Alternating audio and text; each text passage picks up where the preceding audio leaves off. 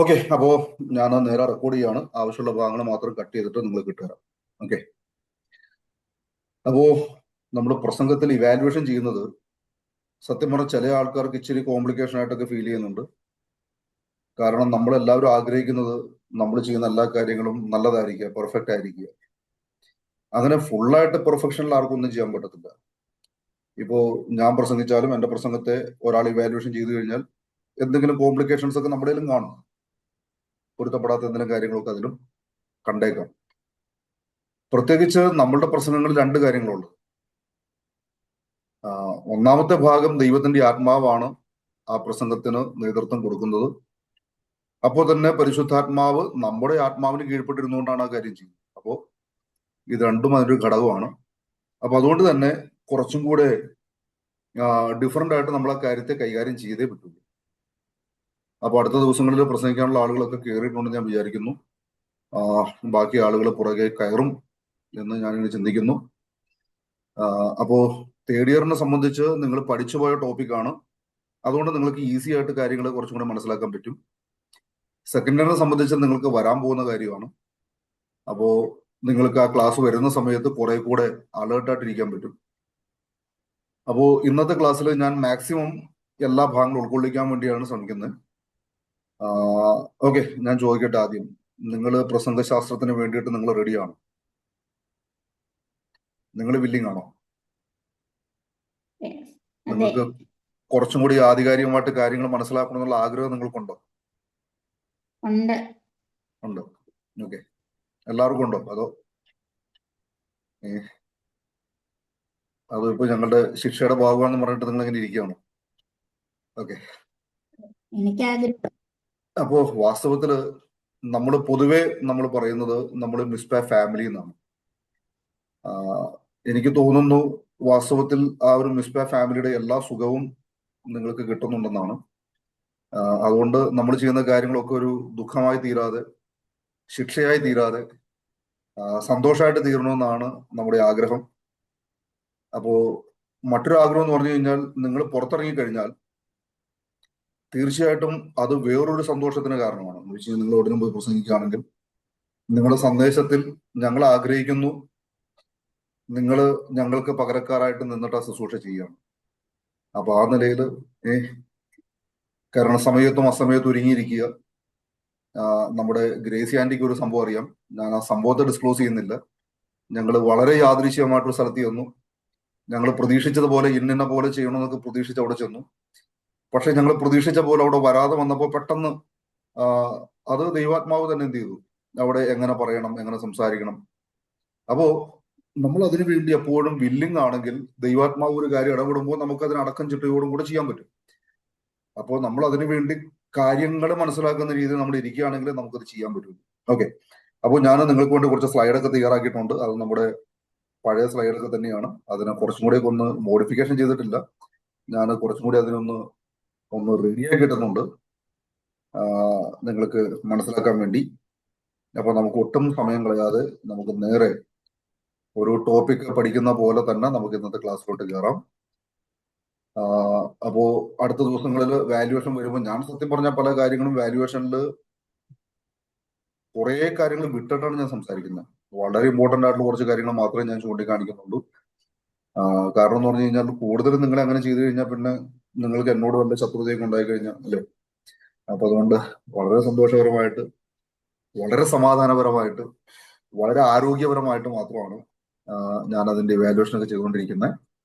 അപ്പോൾ നമുക്ക് നേരെ നമ്മുടെ ഇന്ന് തയ്യാറാക്കിയിരിക്കുന്ന പവർ പോയിന്റിലേക്ക് നിങ്ങൾ കൂട്ടിക്കൊണ്ടുപോകാനായിട്ട് ഞാൻ ആഗ്രഹിക്കുന്നു. നമുക്ക് ഒട്ടും സമയം കളയാതെ നേരെ പവർ പോയിന്റിലോട്ട് പോകാം.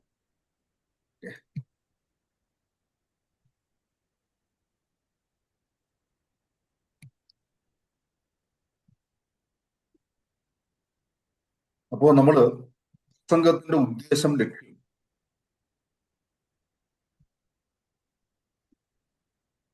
നമ്മളുടെ മെയിൻ ഉദ്ദേശം വിശേഷ സത്യങ്ങളുടെ സാക്ഷ്യം വഹിക്കാൻ പ്രസംഗം ആവശ്യമാണ്. ആ ഒരു കാര്യം മനസ്സിലാക്കിക്കൊണ്ട് തന്നെയാണ്. രണ്ടാമത്തെ കാര്യം ശ്രോതാക്കളുടെ വിശ്വാസത്തെ ഉറപ്പിക്കാൻ എന്ന് പറഞ്ഞാൽ ഒന്ന് തട്ടി ഉണർത്താൻ അതിന് പ്രസംഗം ആവശ്യമാണ്.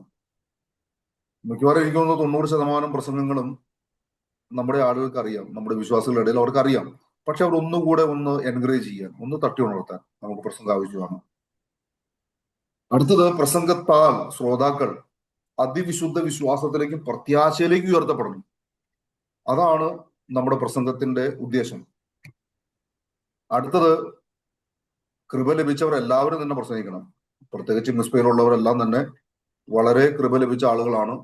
അപ്പൊ അതുകൊണ്ട് നിങ്ങൾ എല്ലാവരും തന്നെ പ്രസംഗിക്കണമെന്നാണ് നമ്മളുടെ അതിയായ ആഗ്രഹം. അപ്പൊ അതുകൊണ്ട് കൃപ ലഭിച്ചവർ എല്ലാവരും പ്രസംഗിക്കണം. അടുത്തൊരു കാര്യം, പ്രസംഗം എന്നതൊരു കടം വീട്ടലാണ്. ഒന്ന് വായിച്ചു നോക്കിയാട്ടെ, റോമാ ലേഖനം 1-ാം അധ്യായത്തിന്റെ 14-15 വാക്യം. ഞാൻ എല്ലാ വാക്യങ്ങളും വായിപ്പിക്കുന്നില്ല, ബാക്കി നിങ്ങൾ ജസ്റ്റ് ഒന്ന് നോട്ട് ചെയ്താൽ മതി.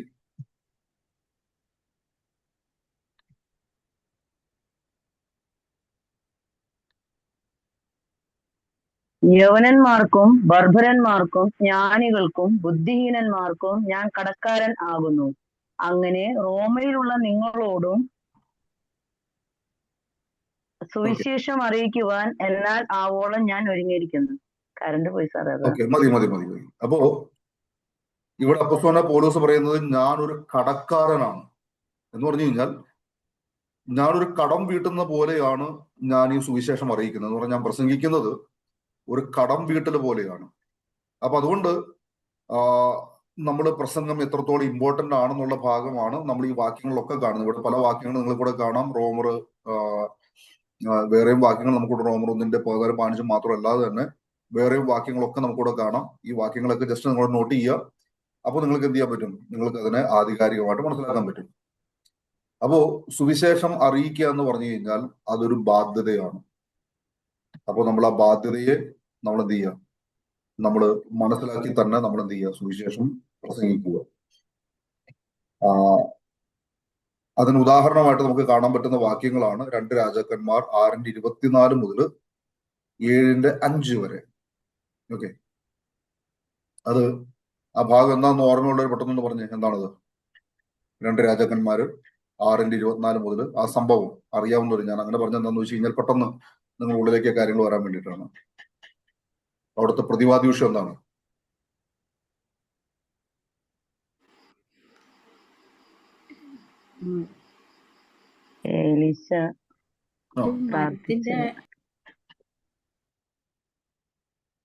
കിട്ടുന്നില്ല.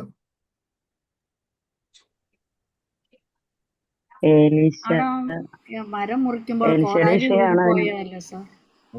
ഋഷിയാണോ? എന്താണ് നമ്മുടെ കാര്യം? ആരാം രാജാവ് ബെൻഹദദ് തന്റെ സൈന്യത്തെ ഒക്കെയും കൂട്ടി പുറപ്പെട്ടു ചെന്ന് ശമര്യയെ വളഞ്ഞു. അവർ ശമര്യയെ വളഞ്ഞിരിക്കുമ്പോൾ അവിടെ മഹാക്ഷാമം ഉണ്ടായി. ഒരു കഴുതത്തലയ്ക്ക് 80 വെള്ളിക്കാശും 1/4 കപ്പ് പ്രാഷ്കാട്ടത്തിന് 5 വെള്ളിക്കാശ് വരെയും വില കയറി. ഒരിക്കൽ ഇസ്രായേൽ രാജാവ് മതിൽമേ നടക്കുമ്പോൾ ഒരു സ്ത്രീ അവനോട്, യജമാനായ രാജാവെ രക്ഷിക്കണമേ എന്ന് നിലവിളിച്ചു. അതിനവൻ, യഹോവയാണ്, നിന്നെ രക്ഷിക്കുന്നില്ലെങ്കിൽ ഞാൻ എവിടെ നിന്ന് തന്നു നിന്നെ രക്ഷിക്കേണ്ടു? കളപ്പുരയിൽ നിന്നോ മുന്തിരിച്ചക്കിൽ നിന്നോ എന്ന് ചോദിച്ചു. രാജാവ് പിന്നെയും അവളോട്, നിന്റെ സങ്കടം എന്ത് എന്ന് ചോദിച്ചതിന് അവൾ, ഈ സ്ത്രീ എന്നോട്, നിന്റെ മകനെ കൊണ്ടുവാ, ഇന്ന് നമുക്ക് അവനെ തിന്നാം, നാളെ എന്റെ മകനെ തിന്നാം. അവിടുത്തെ പ്രതിസന്ധി എന്ന് പറഞ്ഞു കഴിഞ്ഞാൽ, അവിടെ സാധനങ്ങളൊക്കെ വില കൂടി, യുദ്ധം നടന്നുകൊണ്ടിരിക്കുകയാണ്. നമ്മളിപ്പോൾ യുദ്ധത്തിന്റെ പശ്ചാത്തലം നിൽക്കുന്നതുകൊണ്ട് നമുക്കറിയാം പെട്രോളിനൊക്കെ വില കൂടി, പല കാര്യങ്ങളും ബുദ്ധിമുട്ട് അനുഭവിച്ചുകൊണ്ടിരിക്കുകയാണ്. അപ്പോ ആ പ്രതിസന്ധി നിൽക്കുമ്പോൾ അതിനൊരു പരിഹാരം എങ്ങനെ വരുത്താൻ പറ്റും? ആ കാര്യത്തെ കുറിച്ച് ഇങ്ങനെ ചിന്തിച്ചുകൊണ്ടിരിക്കുമ്പോൾ നമുക്ക് മനസ്സിലാക്കാൻ പറ്റും. അതിന്റെ 7-ന്റെ പ്രാരംഭ വാക്കുകൾ ഒന്ന് വായിച്ചു. അപ്പോൾ അവിടെ ചില കുഷ്ഠരോഗികളെ കാണാം. ഓക്കെ, ഞാൻ പെട്ടെന്ന് പറഞ്ഞു വിടാം. അവിടെ ചില കുഷ്ഠരോഗികളെ കാണാം. അവര് എന്തായാലും കുഷ്ഠരോഗം കൊണ്ട് ഞങ്ങൾ മരിക്കും, നമുക്ക് 6-ാം പാളയത്തിലോട്ട് ചെല്ലാം. ഒരു പക്ഷേ അവര് നമ്മളെ കൊല്ലാതിരിക്കുകയാണെങ്കിൽ, എന്തെങ്കിലും കഴിക്കാൻ വേണ്ടി തരികയാണെങ്കിൽ നമുക്ക് അത് കഴിച്ചുകൊണ്ട് ജീവനോടിരിക്കാം. എന്തായാലും കുഷ്ഠരോഗം നിമിത്തം മരിക്കും, അല്ലെങ്കിൽ പട്ടിണി കൊണ്ട് മരിക്കും, എന്തായാലും മരണം ഉറപ്പാണ്. എന്നാൽ ജീവിക്കാൻ ഒരു വഴി നോക്കിയേക്കാം എന്ന് പറഞ്ഞവർ മുമ്പോട്ട് പോകുമ്പോൾ അവർക്ക് അവിടെ ഒരു വഴി തുറന്നു കിട്ടുകയാണ്. കാരണം ദൈവം കുതിരയുടെ ശബ്ദം കേൾപ്പിച്ചത് കൊണ്ട് 6-ാം പാളയത്തിലുള്ള ആളുകൾ അവിടുന്ന് മാറി ആ പാളയോടെ ശൂന്യമായിരിക്കുന്നത് കണ്ടു. അവരോട് ചെന്ന് കഴിഞ്ഞപ്പോൾ അവർക്ക് അനേക കാര്യങ്ങൾ അവിടെ നിന്ന് കിട്ടി. അവരാ കാര്യങ്ങൾ അവർക്ക് കിട്ടിയത് ആഹാരമൊക്കെ കഴിച്ച് തൃപ്തിപ്പെട്ടുകൊണ്ടിരിക്കുമ്പോൾ അവർ ചിന്തിച്ചു, ഞങ്ങളുടെ സഹോദരന്മാരും എന്ത് ചെയ്യണം, അവരും ഇതേ പ്രയാസത്തിൽ കൂടെ പോവുകയാണ്. അപ്പൊ നമുക്ക് ചെന്നിട്ട് എന്ത് ചെയ്യാം? അവരോട് ഈ കാര്യം പോയി പറയാം. അതൊരു ബാധ്യതയാണെന്ന് അവർ മനസ്സിലാക്കി. അപ്പൊ ഇതുപോലെ നമ്മൾ അറിഞ്ഞ സത്യം നമ്മൾ ഒരാളോട് സംസാരിക്കുന്നതാണ് പ്രസംഗം. അപ്പോ നമ്മൾ എങ്ങനെയാണോ അതിനെ ഉൾക്കൊണ്ടത് അതേ രീതിയിൽ മറ്റുള്ള ഒരാൾക്ക് അത് കൊടുക്കാനുള്ള ബാധ്യത നമുക്കുണ്ട്. അപ്പൊ അതുകൊണ്ട് നമ്മൾ കണ്ടതും നമ്മൾ കേട്ടതുമായ കാര്യങ്ങളെ അത് യഥാർത്ഥമായൊരു സാക്ഷ്യം, കാരണം കണ്ട ആൾക്ക് മാത്രമേ സാക്ഷ്യം പറയാൻ പറ്റുള്ളൂ, അനുഭവിച്ച ആൾക്ക് മാത്രമേ സാക്ഷ്യം പറയാൻ പറ്റുള്ളൂ. അപ്പോ അങ്ങനെ നമ്മൾ പ്രസ്താവിക്കുമ്പോൾ ക്ഷീണിച്ചിരിക്കുന്ന ആളുകൾക്ക്, വിശ്വാസത്തിൽ തളർന്ന ആളുകൾക്ക്, നമ്മൾ ഒരു ക്ലാസ്സിൽ കണ്ടു അല്ലെ, മൗസിലോട്ട് പോയ ശിഷ്യന്മാരെ യേശു ഒന്നുകൂടി ഒന്ന് ഓർപ്പിച്ചത്, ഒന്നുകൂടി ഒന്ന് ബലപ്പെടുത്തിയതുപോലെ. അപ്പോ ഇങ്ങനെ സുവിശേഷം മറ്റുള്ളവരുടെ ഇടയിലേക്ക് എത്തിക്കാനുള്ളൊരു ബാധ്യത നമുക്കുണ്ട്. അപ്പൊ ഈ ഒരു ഉദ്ദേശത്തോടു കൂടെയാണ് നമ്മൾ പ്രസംഗിക്കേണ്ടത്. അപ്പൊ നിങ്ങൾ ചിന്തിക്കും, നമ്മളുടെ ഈ ക്ലാസ്സിൽ രാവിലെ എന്താ പറയുക, മോർണിംഗ് ഡിവോഷനിൽ കയറുന്ന ആളുകൾ അവർ വചനം അറിയാവുന്നവരല്ലേ, ഞങ്ങളുടെ കൂടെ പഠിക്കുന്നവരല്ലേ. പക്ഷെ എന്തായിരുന്നാലും ചിലപ്പോൾ നിങ്ങളുടെ ഒരു വാക്കായിരിക്കാം ആ വ്യക്തിയുടെ വലിയ പ്രതിസന്ധിയിൽ ചിലപ്പോൾ അവർക്കൊരു ആശ്വാസമായിത്തീരുന്നു. ആ പ്രഭാതത്തിൽ കേൾക്കുന്ന ഒരു വാക്കായിരിക്കാം അന്ന് അവർ നേരിടാൻ പോകുന്ന ഒരു വിഷയത്തിന്റെ മേൽ ദൈവം അവരോട് ഇടപെടുന്ന ഒരു ശക്തമായൊരു വാക്ക്. അപ്പൊ അതുകൊണ്ട് നമ്മളത് വളരെ ഒരുക്കത്തോടെ നമ്മൾ എന്ത് ചെയ്യുക, നമ്മൾ കടന്നു വരിക. ഇനി പ്രസംഗന്റെ യോഗ്യതകളാണ് നമ്മൾ നോക്കുന്നത്. 1 തിമോഥെയോസ് 4:16 നമുക്കത് കാണാം. പ്രസംഗൻ വീണ്ടും ജനിച്ചവനായിരിക്കണം. ഓക്കെ, അതൊക്കെ ഞാൻ വിടുകയാണ്. പ്രസംഗൻ യേശുക്രിസ്തുവിനെ സ്നേഹിക്കുന്ന ആളായിരിക്കണം. അതൊക്കെ നമ്മൾ അങ്ങനെയാണ്. പ്രസംഗൻ ആത്മഭാരം ഉണ്ടായിരിക്കണം. പ്രസംഗൻ ദൈവവചന പഠിതാവായിരിക്കണം. നമ്മൾ നല്ല പഠിതാവാണെങ്കിൽ നമുക്ക് പ്രസംഗിക്കാൻ പറ്റുള്ളൂ. പ്രസംഗിക്കുന്നവൻ നന്നായി പ്രാർത്ഥിക്കുന്ന ആളായിരിക്കണം. എങ്കിൽ മാത്രമാണ് ദൈവത്തിൽ നിന്നുള്ള ദൂത് പ്രാപിക്കാൻ പറ്റത്തുള്ളൂ. പ്രസംഗന്റെ ജീവിതം വിശുദ്ധമായിരിക്കണം. ഓക്കെ. അതുപോലെ പ്രസംഗകൻ ആത്മീയവും ശാരീരികവുമായി ആരോഗ്യമുള്ള ആളായിരിക്കും. ആത്മീക ശാരീരിക ആരോഗ്യം എന്ന് പറഞ്ഞു കഴിഞ്ഞാൽ നമുക്കിപ്പോൾ ആരോഗ്യമില്ലാത്ത ആൾക്കാരും നമ്മുടെ ഇടയിലുണ്ട്. അപ്പോൾ തന്നെ ആരോഗ്യ കാര്യങ്ങൾ നമ്മൾ ശ്രദ്ധിക്കുന്ന ആളുകളും ഒക്കെ ആയിരിക്കണം എന്നാണ് ഈ പറഞ്ഞതിന്റെ അർത്ഥം. അത് നിങ്ങളിപ്പോൾ എങ്ങനെയാണോ കാണുന്നത് അങ്ങനെ തന്നെ നിങ്ങൾ അതിനെ മനസ്സിലാക്കുക. അപ്പോ നമ്മൾ സുവിശേഷ പ്രസംഗകരാണ്. നമ്മൾ അതിനു വേണ്ടിയിട്ടാണ് കർത്താവ് വിളിച്ചിരിക്കുന്നത്. സുവിശേഷ ദൂത് എന്ന് പറഞ്ഞു കഴിഞ്ഞാൽ എന്താണ് സുവിശേഷം നമ്മൾക്ക് വ്യക്തമായിട്ട് അറിയാം.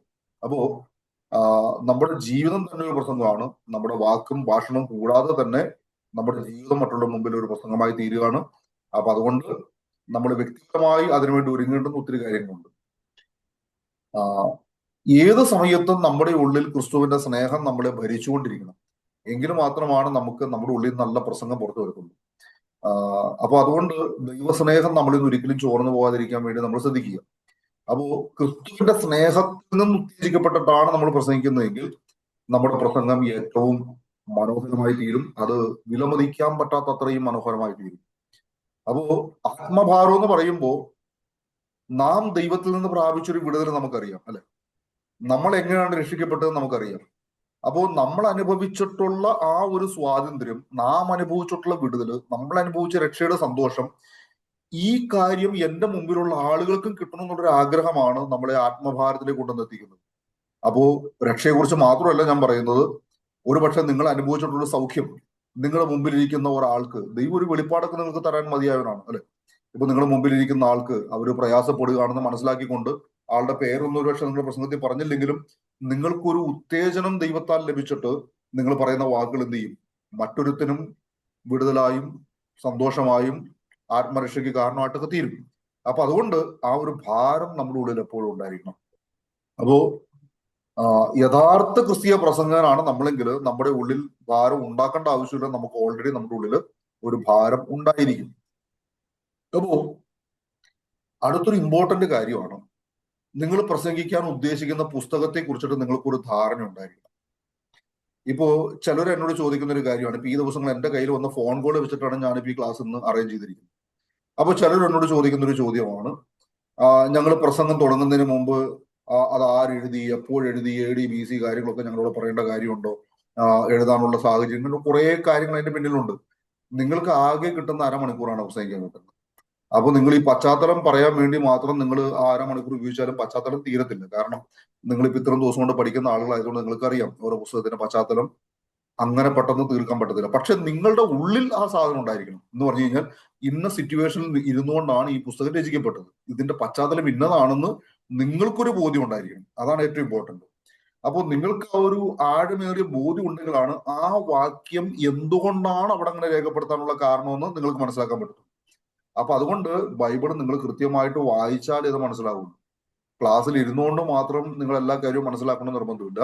നിങ്ങൾക്ക് വ്യക്തിപരമായ ഒരു പഠനം കൂടെ, നിങ്ങളുടെ വ്യക്തിപരമായ ഒരു ബൈബിൾ വായന കൂടെ നിങ്ങൾക്കുണ്ടെങ്കിൽ നിങ്ങൾക്ക് ആ ഒരു ഭാഗത്തെ കൂടെ ഉൾക്കൊള്ളാൻ സാധിക്കത്തുള്ളൂ. കാരണം ഒരുപക്ഷെ നിങ്ങളുടെ ടീച്ചർമാർക്ക് സമയക്കുറവ് മൂലം എല്ലാ ഭാഗത്തോട്ടും പോയി നിങ്ങളെ പഠിപ്പിക്കാൻ പറ്റിയെന്ന് വരത്തില്ല. അപ്പൊ നിങ്ങൾ എടുക്കുന്ന പർട്ടിക്കുലർ വാക്യത്തില് എന്തുകൊണ്ടാണ് ആ പുസ്തകത്തിൽ ആ വാക്യത്തിന്റെ ഉദ്ദേശം എന്ന് നിങ്ങൾ മനസ്സിലാക്കിയെങ്കിൽ നിങ്ങൾക്ക് അതിൽ നിന്ന് നന്നായി പ്രസംഗിക്കാൻ പറ്റത്തുള്ളൂ. അപ്പൊ അതുകൊണ്ട് നിങ്ങൾ വചനം നന്നായി കേൾക്കുന്നവരായിരിക്കണം, അപ്പോൾ തന്നെ വചനം നന്നായി പഠിക്കുന്നവരായിരിക്കണം, വായിക്കുന്നവരായിരിക്കണം. എങ്കിൽ മാത്രമാണ് നമുക്ക് അതിനെ നന്നായിട്ട് പ്രസന്റ് ചെയ്യാൻ പറ്റത്തുള്ളൂ. കാരണം നിങ്ങളുടെ മുമ്പിൽ ഇരിക്കുന്ന ആളുകൾക്ക് ഇമ്പമായ രീതി എന്ന് പറഞ്ഞു കഴിഞ്ഞാൽ അത് ശരിയാണെന്ന് എനിക്ക് അറിഞ്ഞുകൂടാ. പക്ഷെ എങ്കിലും കേൾക്കുന്ന ആളുകൾക്കും കൂടെ ഒരു സുഖം തോന്നുന്ന രീതിയിലായിരിക്കണം നിങ്ങളുടെ ആ പ്രസംഗം. അപ്പൊ അങ്ങനെ ആകണമെങ്കിൽ നിങ്ങൾക്ക് നല്ല ഒരു പഠനം അതിന്റെ പിന്നിൽ ആവശ്യമാണ്. അപ്പോ വ്യക്തമായി പഠിച്ച് നിങ്ങൾ തയ്യാറാക്കിയ ഒരു പ്രസംഗമാണ് നിങ്ങൾ പ്രസന്റ് ചെയ്യാനായിട്ട് ഞങ്ങൾ ആഗ്രഹിക്കുന്നത്. അപ്പൊ അതുകൊണ്ട് ദൈവവചനത്തിൽ നിന്ന് നിങ്ങൾ എന്തൊക്കെയാണോ പറയാൻ ഉദ്ദേശിക്കുന്നത് ആ വാക്യങ്ങളൊക്കെ നിങ്ങളൊന്ന് ബൈഹാർട്ട് ചെയ്യുന്നത് നല്ലതായിരിക്കും. എന്ന് പറഞ്ഞാൽ കണക്ട് ചെയ്തിട്ട് നിങ്ങൾ എന്തൊക്കെയാണോ പറയാൻ ഉദ്ദേശിക്കുന്നത് ആ വാക്യങ്ങൾ, ഒരുപക്ഷെ നിങ്ങളുടെ പ്രസംഗത്തിൽ ഒരു 10 വാക്യം നിങ്ങൾ എന്ത് ചെയ്യും, നിങ്ങൾ പറയാൻ ഇഷ്ടപ്പെടുന്നുണ്ടെങ്കിൽ ഞാൻ ആഗ്രഹിക്കുന്ന 10 വാക്യം നിങ്ങൾ ബൈഹാർട്ട് ചെയ്യുക, നിങ്ങൾ അതിനെ പഠിക്കുക. എന്ന് പറഞ്ഞാൽ നിങ്ങൾ അതിന് എഴുതി വെച്ചിട്ട് നിങ്ങൾ നിങ്ങളുടെ ടെറസിന്റെ മണ്ടയിലൊക്കെ കയറി അല്ലെങ്കിൽ എവിടെയെങ്കിലൊക്കെ നടന്ന് എന്ത് ചെയ്യുക, നിങ്ങൾ പണ്ട് സ്കൂളിൽ പഠിച്ച സമയത്ത് പഠിച്ചില്ലേ അതുപോലെ തന്നെ ചെയ്യുക. ഞാൻ അങ്ങനെ പറയുമ്പോൾ ഒരുപക്ഷെ നിങ്ങൾക്ക് തോന്നും ഇങ്ങനെയൊക്കെ ചെയ്യേണ്ട കാര്യമുണ്ടോ. പക്ഷേ നിങ്ങൾ അങ്ങനെ ചെയ്തൊന്ന് തയ്യാറായിട്ടൊന്ന് വന്നു നോക്കിയ നിങ്ങളുടെ ഉള്ളിൽ തന്നെ കോൺഫിഡൻസ് ഉണ്ടാവും. കാരണം നിങ്ങൾ പറയാൻ പോകുന്ന വാക്യങ്ങൾ നിങ്ങളുടെ ഉള്ളിൽ ബൈ ഹാർട്ടഡ് ആണ്. നിങ്ങൾ പറയാൻ പോകുന്ന കാര്യങ്ങൾ നിങ്ങളുടെ ഉള്ളിൽ പൂർണ്ണമായിട്ടുണ്ട്. നിങ്ങൾക്കത് പറയാൻ ഒട്ടും ബുദ്ധിമുട്ടുണ്ടാകുന്നില്ല. അതുകൊണ്ടാണ് ഞാൻ പറഞ്ഞത് ആ വാക്യങ്ങൾ എന്ത് ചെയ്യുക, നിങ്ങൾ ബൈ ഹാർട്ട് ആകുക. അപ്പൊ അതിനുവേണ്ടി നിങ്ങൾ ആവർത്തിച്ച് അതിനെ പറയുക. അപ്പോ അങ്ങനെ നിങ്ങൾ ആവർത്തിച്ച് പറഞ്ഞ് എന്ത് ചെയ്യുക, അതിനെ നിങ്ങൾ പൂർണ്ണമായിട്ട് പഠിക്കുക. അങ്ങനെ പഠിച്ച് അപ്പൊ അതിന്റെ കൂടെ നിങ്ങൾ ഇങ്ങനെ പറയുന്ന കൂട്ടത്തിൽ തന്നെ നിങ്ങൾക്ക് അതിന്റെ കൂടെ വേറെയും കാര്യങ്ങൾ ആഡ് ചെയ്യും. ഞാൻ എന്റെ പ്രസംഗങ്ങളിൽ ചിലപ്പോഴൊക്കെ ഞാൻ വളരെ ദൂരെ പോയിട്ടൊക്കെ പ്രസംഗിക്കും. ഇപ്പോഴല്ല, കുറച്ച് നാൾക്ക് മുമ്പുള്ള കാര്യമാണ്. അപ്പൊ ഞാൻ ചോദിച്ചാൽ പോകുന്ന വഴിയിൽ ഞാൻ എന്റെ ബൈക്ക് ഓടിച്ചുകൊണ്ടിരിക്കുമ്പോൾ ഞാൻ ഈ പ്രസംഗം ഇങ്ങനെ പറഞ്ഞുകൊണ്ടേയിരിക്കും. അപ്പൊ ഞാൻ തന്നെ അനുഭവിച്ചിട്ടുണ്ട്, ചില പുതിയ കാര്യങ്ങൾ അതിന്റെ കൂടെ ആഡ് ചെയ്യപ്പെടുന്നതായിട്ട് ഞാൻ മനസ്സിലാക്കിയിട്ടുണ്ട്. അപ്പൊ ചില കാര്യങ്ങൾ കുറച്ചും കൂടി വ്യക്തത ആവശ്യമാണെന്ന് ചിലപ്പോൾ എനിക്ക് അങ്ങനെ പറയുമ്പോൾ തോന്നിയിരുന്നു. അപ്പൊ ഞാൻ ഒരു സൈഡിലോട്ട് ബൈക്ക് നിർത്തിയിട്ട് ഞാൻ ആ ഭാഗത്തെ ബൈബിളൊക്കെ എടുത്തിട്ട് ഒന്നുകൂടെ ഒന്ന് നോക്കി വീണ്ടും ഞാൻ ഇങ്ങനെ ബൈക്ക് ഓടിച്ച് വീണ്ടും അതിനെ തന്നെ ഇങ്ങനെ പറഞ്ഞ് അവിടെ എത്തുമ്പോഴത്തേക്കും ആ വാക്യം എന്റെ മനസ്സിൽ പൂർണ്ണമായിട്ട് ബൈഹാർട്ടായിട്ടുണ്ടായിരിക്കും. അതിനോട് ചേർത്ത് വെക്കേണ്ട പല സംഭവങ്ങളും വ്യക്തത വരേണ്ട കാര്യങ്ങളാണെങ്കിൽ ഇന്റർനെറ്റിലൊക്കെ തപ്പിയിട്ട് ഞാനത് അങ്ങനെയൊക്കെ പറയാറുണ്ട്. അപ്പോ അങ്ങനെയൊക്കെ നമുക്ക് ചെയ്തു കഴിഞ്ഞാൽ അത് വളരെ നന്നായിട്ട് നമുക്ക് അവതരിപ്പിക്കാൻ പറ്റും. അപ്പോ നമുക്കതിനെ ആധികാരികമായിട്ട് പറയാൻ പറ്റും, നല്ല ഉറപ്പോടുകൂടെ നമുക്കതിനെ പറയാൻ പറ്റും. അപ്പോ ദൈവവചനത്തിൽ നിന്ന് നിങ്ങൾ എടുക്കുന്ന വേദഭാഗം തെറ്റുകൂടാതെ തന്നെ നിങ്ങൾക്ക് പറയാൻ പറ്റും. അതാണ് അതിന്റെ ഏറ്റവും വലിയ പ്രത്യേകത. അപ്പൊ അങ്ങനെ നിങ്ങൾക്ക് പറയാൻ പറ്റിയെങ്കിൽ ശ്രോതാക്കളുടെ മനസ്സിലും അത് ആഴമായിട്ട് പതിയാൻ പറ്റുള്ളൂ. കാരണം നിങ്ങൾ കുറെ കാര്യങ്ങൾ ബൈഹാർട്ടായിട്ട് പറയുമ്പോൾ കേൾക്കുന്ന ആളുകൾ ഫ്രണ്ട് എടുത്തിട്ട് ചിന്തിക്കും, ഇത്രയും കാര്യങ്ങൾ അദ്ദേഹം ബൈഹാർട്ടാക്കിയപ്പോൾ എനിക്കും അങ്ങനെയൊക്കെ ചെയ്യണമെന്നൊക്കെ ഒരു തോന്നലൊക്കെ ചിലപ്പോൾ ഒരുപക്ഷെ നിങ്ങളുടെ പ്രശ്നം കേൾക്കുന്ന അടുത്ത ആളുകൾക്കും ഉണ്ടാകാൻ സാധ്യതയുണ്ട്. അപ്പോ തീർച്ചയായിട്ടും നിങ്ങൾ എന്ത് ചെയ്യുക, ആ നിലയിൽ അതിനെ ഒന്ന് ശ്രദ്ധിക്കുക. അപ്പോൾ തന്നെ നിങ്ങൾ വ്യാഖ്യാനിക്കുന്ന കാര്യങ്ങളൊക്കെ വളരെ ശ്രദ്ധിക്കണം. തിയോളജിക്കലായിട്ടുള്ള വ്യാഖ്യാനങ്ങൾ തെറ്റിപ്പോകരുത്. അതുകൊണ്ടൊരു ബൈബിൾ ഡിക്ഷണറി നിങ്ങളുടെ കയ്യിലുണ്ടെങ്കിൽ നല്ലതാണ്. അല്ലെങ്കിൽ ബൈബിൾ ഡിക്ഷണറി എന്നൊക്കെ നിങ്ങൾ പ്ലേ സ്റ്റോറിലൊക്കെ സെർച്ച് ചെയ്താൽ നിങ്ങൾക്ക് പറ്റിയ നല്ല ഡിക്ഷണറിയൊക്കെ പ്ലേ സ്റ്റോറിൽ ഇപ്പം ഇഷ്ടം പോലെ കിട്ടുന്നുണ്ട്. നിങ്ങൾ ജസ്റ്റ് സെർച്ച് ചെയ്താൽ നിങ്ങൾക്ക് അതൊക്കെ കിട്ടും.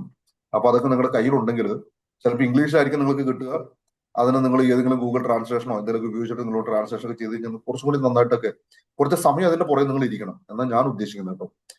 അപ്പോ കാരണം നമ്മള് ദൈവത്തിന്റെ പക്ഷത്ത് നിന്നുകൊണ്ട് മനുഷ്യരോട് സംസാരിക്കുന്ന ആളുകളാണ്.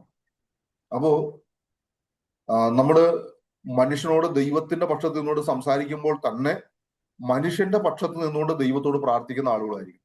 അപ്പോ ഇത് രണ്ടും ചേർന്ന് പോയാലേ നമ്മുടെ പ്രസംഗം വളരെ നന്നാകത്തുള്ളൂ. അപ്പൊ അതുകൊണ്ട് തീർച്ചയായും നിങ്ങൾ വളരെ ശക്തിയുള്ള ഒരു പ്രസംഗം നിങ്ങളുടെ ഉള്ളിൽ നിന്ന് വരണമെന്നാണ് ആഗ്രഹിക്കുന്നത്. ദൈവത്തിന്റെ കരത്തെ ചലിപ്പിക്കുന്ന ഒരു ശക്തമേറിയ ദൂത് കേട്ടുകൊണ്ടിരിക്കുമ്പോൾ തന്നെ ആളുകളുടെ ഇടയിലേക്ക് ദൈവപ്രവൃത്തി വെളിപ്പെടുന്ന രീതിയിൽ തന്നെ എന്ത് ചെയ്യുക, നിങ്ങൾ അങ്ങനെ തയ്യാറാകുക. നിങ്ങൾ കേവലം ഒരു ചടങ്ങ് നിവർത്തിക്കുന്ന പോലെ ചെയ്യരുത്. നിങ്ങളുടെ പ്രസംഗത്തിൽ കൂടെ നിങ്ങളുടെ ഫ്രണ്ടിൽ ഇരിക്കുന്ന നിങ്ങളുടെ കൂടെ പഠിക്കുന്നവർക്ക് പോലും വിടുതലായി തീരട്ടെ. അങ്ങനെ നിങ്ങൾ ശക്തമേറി ശുശ്രൂഷിക്കേണ്ടി വരട്ടെ. കാരണം അന്ത്യകാലത്തിൽ നമുക്ക് വലിയ ഉത്തരവാദിത്വം ദൈവം നമ്മുടെ മേൽ തന്നിട്ടുണ്ട്. അതുകൊണ്ട് തീർച്ചയായിട്ടും അത് നമ്മിൽ നിന്ന് പുറപ്പെടണം. അത് നിങ്ങളുടെ ഉള്ളിൽ നിന്ന് പുറത്തെടുക്കുക എന്നുള്ള വലിയ ആഗ്രഹത്തോടെയാണ് നമ്മൾ ഈ ക്ലാസ്സുകളൊക്കെ സെറ്റ് ചെയ്തിട്ടുള്ളത്. ഓക്കെ, അപ്പൊ അതുകൊണ്ട് നിങ്ങൾ പൂർണ്ണമായും അതിനുവേണ്ടി തയ്യാറാകുക. അപ്പോ നല്ല രീതിയിൽ തന്നെ നിങ്ങൾ ഒരുങ്ങാൻ വേണ്ടിയിട്ടാണ് ഞാൻ വീണ്ടും വീണ്ടും പല വാക്കുകളെ ആവർത്തിച്ചുകൊണ്ടിരിക്കുന്നത്. അപ്പൊ അതുകൊണ്ട് ദൈവം നിങ്ങൾക്ക് എല്ലാവർക്കും ഓരോ കൃപാവരങ്ങൾ തന്നിട്ടുണ്ട്. ഇതെല്ലാം നിങ്ങൾ എന്ത് ചെയ്യുക, അതിനെല്ലാം നിങ്ങൾ അധികം ജ്വലിപ്പിക്കുക. തിമോഥെയോസിനോട് പൗലോസ് പറഞ്ഞതുപോലെ അതിന് ഉപേക്ഷയായിട്ട് വിചാരിക്കാതെ എന്ത് ചെയ്യുക, നിങ്ങൾ അതിനെ അധികം ജ്വലിപ്പിക്കുക. അപ്പോ നിങ്ങൾ ബാക്കി എന്ത് കാര്യം ചെയ്യുന്നതിനേക്കാളും എന്ന് പറഞ്ഞാൽ നിങ്ങൾ എക്സസൈസ് ചെയ്യുന്നതിനേക്കാളും ഭയങ്കര ഊർജമായിരിക്കും പ്രസംഗിക്കുന്ന സമയത്ത് നിങ്ങൾ ഇന്ന് പുറപ്പെടുക. കാരണം അങ്ങനെയാണ് അതിനെ കുറിച്ചിട്ട് പഠനങ്ങൾ വ്യക്തമാക്കിയിട്ടുള്ളത്. നിങ്ങൾ ആധികാരികമായ ഒരു വിഷയത്തിൽ നിന്നുകൊണ്ട് ദൈവാത്മാവിന്റെ ശക്തിയോട് നിങ്ങൾ പ്രസംഗിക്കുമ്പോൾ നിങ്ങൾ ഇന്ന് പുറപ്പെടുന്ന ഊർജം ഭയങ്കരമായിരിക്കും, ഭയങ്കര എഫക്റ്റ് ആയിരിക്കും നിങ്ങൾ ഇന്ന് പോവുക. അപ്പൊ അതുകൊണ്ട് നിങ്ങൾ എപ്പോഴും പ്രസംഗിക്കുന്നതിന് മുമ്പേ തന്നെ നല്ല വിശ്രമം ഉറപ്പുവരുത്തുക. നിങ്ങൾ രാത്രിയിൽ പറ്റുമെങ്കിൽ നാളെ നിങ്ങളുടെ പ്രസംഗം ഉണ്ടെങ്കിൽ രാത്രിയിൽ കഞ്ഞി കുടിച്ചിട്ട് കിടന്നുറങ്ങുക. അതുപോലെ പറ്റുമെങ്കിൽ നിങ്ങൾ ഒരു 10 മണിക്ക് തന്നെ എങ്കിലും ഉറങ്ങുക. എന്നിട്ട് നിങ്ങൾ രാവിലെ എഴുന്നേൽക്കുക. നിങ്ങൾ വേറെ ടെൻഷൻ ഒന്നും വെക്കാതെ നിങ്ങൾ റെഡി ആയിട്ടിരിക്കുക. കാരണം ഈ തയ്യാറെടുപ്പ് കുറേ ദിവസങ്ങൾക്ക് മുമ്പേ നിങ്ങൾ തയ്യാറായിട്ട് പ്രസംഗിക്കുന്ന തലേ രാത്രിയിൽ ഒരു ടെൻഷനും ഇല്ലാതെ ശാന്തമായിട്ട് കിടന്നുറങ്ങുക. വളരെ ലേറ്റ് ആയിട്ടുള്ള ആഹാരം കഴിക്കുക. എന്നിട്ട് നിങ്ങൾ രാവിലെ എഴുന്നേറ്റ് ഒന്ന് ഫ്രഷായി ഒന്ന് എഴുന്നേറ്റ് എന്ന് വെച്ചാൽ കുറച്ച് നേരത്തെ എഴുന്നേൽക്കുക. ഒരു അരമണിക്കൂർ മുമ്പിൽ എഴുന്നേൽക്കുക. നിങ്ങൾ പോയി മുഖമൊക്കെ കഴുകി ഒന്ന് പല്ലൊക്കെ തേച്ച് വൃത്തിയായിട്ട് നിങ്ങൾ നേരെ വന്ന പ്രസംഗത്തിന് വേണ്ടി ഇരിക്കുക. ഓക്കെ, അപ്പോൾ പ്രസംഗിക്കാൻ ഇരിക്കുമ്പോഴല്ല ഇത് എങ്ങനെയാണോ പ്രസന്റ് ചെയ്യുന്നത് ഇങ്ങനെ പ്രസന്റ് ചെയ്യുന്നതൊന്നും വരേണ്ടത്. നിങ്ങൾ നേരത്തെ തന്നെ അതിന് വേണ്ടിയിട്ട് തയ്യാറായിട്ടിരിക്കുക. ഓക്കെ, ഞാനീ പറഞ്ഞ കാര്യം ഓരോന്നും വിടാതെ പിടിച്ചോണേ. കാരണം ദൈവവചനം ദൈവശാസ്ത്രീയമാണ്. അത് നമ്മൾ വിശ്വസിക്കുന്നുണ്ട്. നമ്മൾ വിശ്വസിച്ചുകൊണ്ട് നമ്മൾ പ്രസംഗിക്കുകയാണ്. അടുത്ത ഭാഗം ദൈവനിയോഗം എന്നുള്ള കാര്യമാണ്. ദൈവനിയോഗം. ഞാൻ ഈ ഭാഗങ്ങളൊക്കെ പെട്ടെന്ന് നിങ്ങൾ തുറന്നിടാം. നിങ്ങൾക്ക് പെട്ടെന്ന് തന്നെ അത് നോക്കിക്കൊണ്ടിരിക്കാനും കാര്യം നമ്മൾ ഈ വാക്യങ്ങളിലോട്ടൊന്നും പോവാത്തോണ്ടാണ് ഞാൻ ആ ഭാഗങ്ങളെ അങ്ങനെ തുറന്നിടാൻ വിചാരിച്ചത്. അപ്പോ ദൈവനിയോഗം, ഈ പ്രസംഗകൻ തന്നെ ഒരു ദൈവനിയോഗമാണ്. എന്ന് വെച്ചാൽ നിങ്ങളാണ് ദൈവത്തിന്റെ നിയോഗം. അപ്പോ നിങ്ങൾ തന്നിരിക്കുന്ന ദൂതും ഒരു നിയോഗത്തിൽ കൂടെ ദൈവം നിങ്ങൾക്ക് തന്നിരിക്കുന്നതാണ്. കാരണം ആ സ്ഥലത്ത് നിങ്ങളാണ് പ്രസംഗിക്കേണ്ടതെന്നും ആ ദൂത് നിങ്ങളെ കൂടിയാണ് പുറപ്പെടേണ്ടതെന്നും ദൈവത്തിന് പൂർണ്ണമായി പദ്ധതി ഉള്ളത് കൊണ്ട് ഈ ദൈവനിയോഗം വളരെ ഇമ്പോർട്ടന്റ് ആണ്. അപ്പോ യേശു ക്രിസ്തു തന്റെ ശിഷ്യന്മാർക്ക് പ്രസംഗിക്കാനുള്ള നിയോഗം കൊടുക്കും. നമ്മൾ വാക്യങ്ങളെ കൂടെ നിങ്ങൾ ജസ്റ്റ് ഒന്ന് നോക്കിയാൽ മതി. നിങ്ങൾ നോട്ട് ചെയ്യേണ്ടേക്കൊന്ന് നോട്ട് ചെയ്യുക. അപ്പോ ദൈവം എന്ത് ചെയ്യുന്നു? പ്രസംഗിക്കാൻ ആവശ്യമായിരിക്കുന്ന കൃപ കൊടുക്കുന്നു. ദൈവം ഒരു സഹായവും നമുക്ക് തരാതെ നമുക്ക് ഒരിക്കലും ആ ശുശ്രൂഷ ചെയ്യാൻ പറ്റത്തില്ല. കാരണം ദൈവമാണ് നമ്മളെ ആ ശുശ്രൂഷ വരമേൽപ്പിച്ചിരിക്കുന്നത്. നിങ്ങൾ ചിന്തിക്കരുത് ഇത് മിസ്ബയാണ് നിങ്ങൾക്ക് എന്ത് ചെയ്തിരിക്കുന്നത്, മെയ് 12-ാം തീയതി പ്രസംഗിക്കാൻ വേണ്ടി തെരഞ്ഞെടുക്കുന്നത് മിസ്ബയാണെന്ന് ചിന്തിക്കരുത്. അത് ദൈവമാണ് നിങ്ങളെ തെരഞ്ഞെടുത്തതെന്ന് നിങ്ങൾ അങ്ങനെ തന്നെ ചിന്തിക്കുക. ഓക്കെ, അപ്പോൾ ദൈവം പൂർണ്ണമായും നമുക്കൊരു ബാക്ക് സപ്പോർട്ട് തരാതെ ഒരു ജോലിയും ദൈവം നമ്മളെ ഏൽപ്പിക്കുന്നില്ല. അതാണ് നമ്മൾ മനസ്സിലാക്കേണ്ടത്. അതാണ് ദൈവനിയോഗം എന്ന് പറയുമ്പോൾ. കാരണം യേശുക്രിസ്തു തന്റെ ശിഷ്യന്മാരെ തെരഞ്ഞെടുത്തിട്ട് അവർക്ക് എന്ത് ചെയ്തു? അവർക്ക് ആവശ്യമായിരിക്കുന്ന കാര്യങ്ങൾ കൊടുത്തു. അതുകൊണ്ടാണ് അവർ എന്ത് ചെയ്തത്? പ്രസംഗിക്കാൻ വേണ്ടി പോയത്. യേശു പറയാത്തൊരു കാര്യം അവരുടെ പ്രസംഗങ്ങളിലില്ലായിരുന്നു. അതുപോലെ പൗലോസിനെ കുറിച്ച് നമ്മൾ നോക്കുമ്പോൾ പൗലോസിന് വ്യക്തമായിട്ട് തന്റെ നിയോഗത്തെ കുറിച്ചിട്ട് അറിയാമായിരുന്നു. എന്റെ മേളിൽ ഒരു നിയോഗമുണ്ട്, അതൊരു രാജകീയ പദവിയാണെന്നാണ് അദ്ദേഹം കണ്ടത്. കാരണം രാജാവാണ് എന്നെ എന്ത് ചെയ്തിരിക്കുന്നത്, അത് വിളംബരം ചെയ്യാൻ വേണ്ടി എന്നെ പറഞ്ഞയക്കുന്നതെന്ന് അദ്ദേഹത്തിന് പൂർണ്ണമായ നിശ്ചയമുണ്ടായിരുന്നു. അപ്പോ ഈ വാക്ചാതുര്യമൊക്കെ നമുക്ക് ഉണ്ടെങ്കിൽ വളരെ നല്ലതാണ് കേട്ടോ. വാക്ചാതുര്യം എന്ന് പറഞ്ഞു കഴിഞ്ഞാൽ അത് നിങ്ങളുടെ നിരന്തരമായ പഠനത്തിൽ കൂടെ നിങ്ങൾക്ക് ലഭിക്കത്തുള്ളൂ. ഞാൻ പറഞ്ഞ നിങ്ങൾ ഇപ്പോൾ പ്രസന്റ് ചെയ്യാൻ പോകുന്ന ഓരോ പ്രസംഗവും നിങ്ങൾ എന്ത് ചെയ്യുക? നിങ്ങൾ കൂടെ പ്രസംഗിക്കുക. ഒറ്റയ്ക്ക് നിന്ന് പ്രസംഗിക്കുക. നിങ്ങളുടെ ബാത്റൂമിൽ നിന്നുകൊണ്ട് പ്രസംഗിക്കുക. നിങ്ങളുടെ ഷവർ തുറന്നിട്ടുകൊണ്ട് പ്രസംഗിക്കുക. വേറെ ആരും കേട്ടില്ലെങ്കിലും നിങ്ങൾ തന്നെ കേൾക്കട്ടെ. ഓക്കെ, അപ്പൊ അങ്ങനെ നിങ്ങൾ ചെയ്യുമ്പോൾ നിങ്ങൾക്ക് വാക്ചാതുര്യം ഉണ്ടാവും. അതുപോലെ നല്ല സ്വരം. ഈ നല്ല സ്വരം എന്ന് വെച്ച് കഴിഞ്ഞാൽ നിങ്ങളുടെ സ്വരത്തിന്റെ വേരിയേഷൻസ് കാര്യങ്ങളൊക്കെയാണ് അടങ്ങിയിരിക്കുന്ന കാര്യങ്ങളൊക്കെയാണ്. അപ്പോ ഇതൊക്കെ നിങ്ങൾക്ക് ദൈവം തരും. പക്ഷെ അത് മാത്രം കൊണ്ട് നമുക്ക് എന്ത് ചെയ്യാൻ പറ്റത്തില്ല. ഇന്ന് പല ആൾക്കാരും വാക്ചാതുര്യം കൊണ്ടും നല്ല ശബ്ദം കൊണ്ടും സ്റ്റേജുകളെ കീഴടക്കുന്ന അനേക പ്രസംഗന്മാർ ഇന്ന് നമ്മുടെ ഇടയിലുണ്ട്. അതുകൊണ്ട് അതിന് മാത്രം ഊന്നൽ കൊടുക്കാതെ നിയോഗം എന്ന് പറയുന്ന കാര്യത്തിനും കൂടെ നമ്മൾ എന്ത് ചെയ്യുക? തീർച്ചയായിട്ടും ഊന്നൽ കൊടുക്കുക. അത് വളരെ വലിയ ഉത്തരവാദിത്വമാണ്. അത് വളരെ ഗൗരവമായിട്ട് ചിന്തിക്കുക.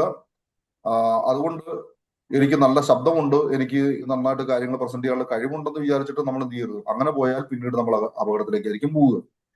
അടുത്ത കാര്യമാണ് ജനങ്ങളോട് നമുക്ക് പ്രതിബദ്ധത ഉണ്ടാകുക. അപ്പോ പൗലോസ് പറയുന്ന വാക്ക് അല്ലെ, തിമോഥെയോസിന്റെ ലേഖനത്തിൽ നമ്മൾ വായിക്കുന്ന എന്താണ്? സത്യവചനത്തെ യഥാർത്ഥമായി പ്രസംഗിച്ചുകൊണ്ട് ലജ്ജിപ്പാൻ സംഗതിയില്ലാത്ത വേലക്കാരനായി ദൈവത്തിന് കൊള്ളാവുന്നവനായിട്ട് തന്നെ നിൽക്കാൻ ശ്രമിക്കുക എന്നൊരു വാക്കാണ് തിമോഥെയോസിനോട് പൗലോസ് പറയുന്നത്. അപ്പൊ അതുകൊണ്ട് നമ്മൾ ജനത്തോടുള്ള നമ്മുടെ പ്രതിബദ്ധത ആ വാക്കിൽ പൂർണ്ണമായിട്ട് കാണും അല്ലെ. ഒന്ന്, അവിടെ സത്യവചനം, അതിന് യഥാർത്ഥമായി പ്രസംഗിക്കുക, അതിനകത്ത് യാതൊന്നും കൂട്ടിച്ചേർക്കാതെ, അതിൽ പറയാത്ത ഒരു കാര്യവും നമ്മൾ അതിനകത്ത് കൂട്ടിച്ചേർക്കാതെ, അതിന് എങ്ങനെയാണോ വചനം അങ്ങനെ തന്നെ പ്രസംഗിക്കുക. എന്നിട്ട് എന്ത് ചെയ്യുക? ലജ്ജിപ്പാൻ സംഗതിയില്ലാത്ത, കാരണം നമ്മൾ പ്രസംഗിച്ചിട്ട് ഒരു പക്ഷെ നമ്മുടെ ജീവിതത്തിൽ അതില്ലെങ്കിൽ നമ്മൾ ലജ്ജിച്ചു പോലെ. അപ്പൊ അതുകൊണ്ട് ലജ്ജിപ്പാൻ സംഗതി ഇല്ലാത്ത വേലക്കാരായി ദൈവത്തിന് കൊള്ളാവുന്നതായിട്ട് തന്നെ നിൽപ്പാൻ വേണ്ടി ശ്രമിക്കുക. ആ വാക്യം അവിടെ കാണാം. അപ്പോ ജനങ്ങളെ ആഴത്തിലേക്ക് നയിക്കാനുള്ള ഒരു വലിയ നിയോഗമാണ് നമ്മുടെ മേല് തന്നിരിക്കുന്നത്. അതുകൊണ്ട് തന്നെ എന്ത് ചെയ്യരുത്? ഒരു പ്രസംഗത്തിന് കഴമ്പില്ലാത്ത പ്രസംഗം നടത്തരുത്. കഴമ്പില്ലാത്ത പ്രസംഗം എന്ന് വെച്ചാൽ മനസ്സിലായില്ലേ? ഓക്കെ. ഇനി ഒന്നുകൂടി പറയുകയാണെങ്കിൽ, ഭയങ്കര കാര്യങ്ങളൊക്കെ നമ്മൾ പറഞ്ഞു, പക്ഷെ അതിൽ ജനത്തെ ടച്ച് ചെയ്യുന്ന സാധനങ്ങളൊന്നും തന്നെ ഇല്ലായിരുന്നു. അത് വലിയൊരു ബുദ്ധിമുട്ടാണ്. അപ്പൊ അതുകൊണ്ട് നമ്മുടെ പ്രസംഗത്തിൽ ആവശ്യമായിരിക്കുന്ന കഴമ്പുണ്ടായിരിക്കുക.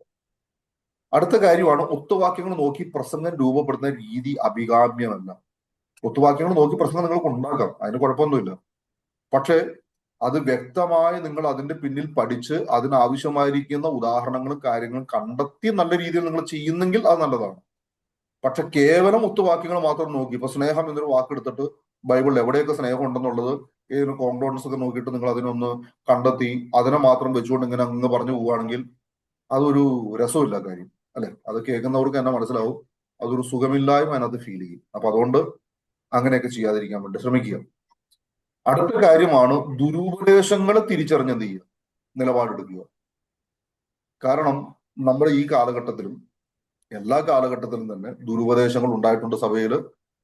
തിമോഥെയോസിന്റെ ലേഖനങ്ങൾ രേഖപ്പെടുത്തിയതും തീത്തോസിന്റെ ലേഖനങ്ങൾ രേഖപ്പെടുത്തിയതും പത്രോസിന്റെ ലേഖനങ്ങൾ എഴുതിയതും, പ്രത്യേകിച്ച് എനിക്ക് തോന്നുന്നു അവസാന ലേഖനങ്ങൾ, അതൊക്കെ എഴുതിയതിന്റെ പിന്നിൽ മെയിൻ ഉദ്ദേശം എന്ന് പറഞ്ഞു കഴിഞ്ഞാൽ ഈ ദുരുപദേശത്തെ വെളിപ്പെടുത്തി ജനത്തെ ശരിയായ ഉപദേശത്തിലേക്ക് നടത്തുക എന്നുള്ള ഉദ്ദേശത്തിൽ തന്നെയാണ്.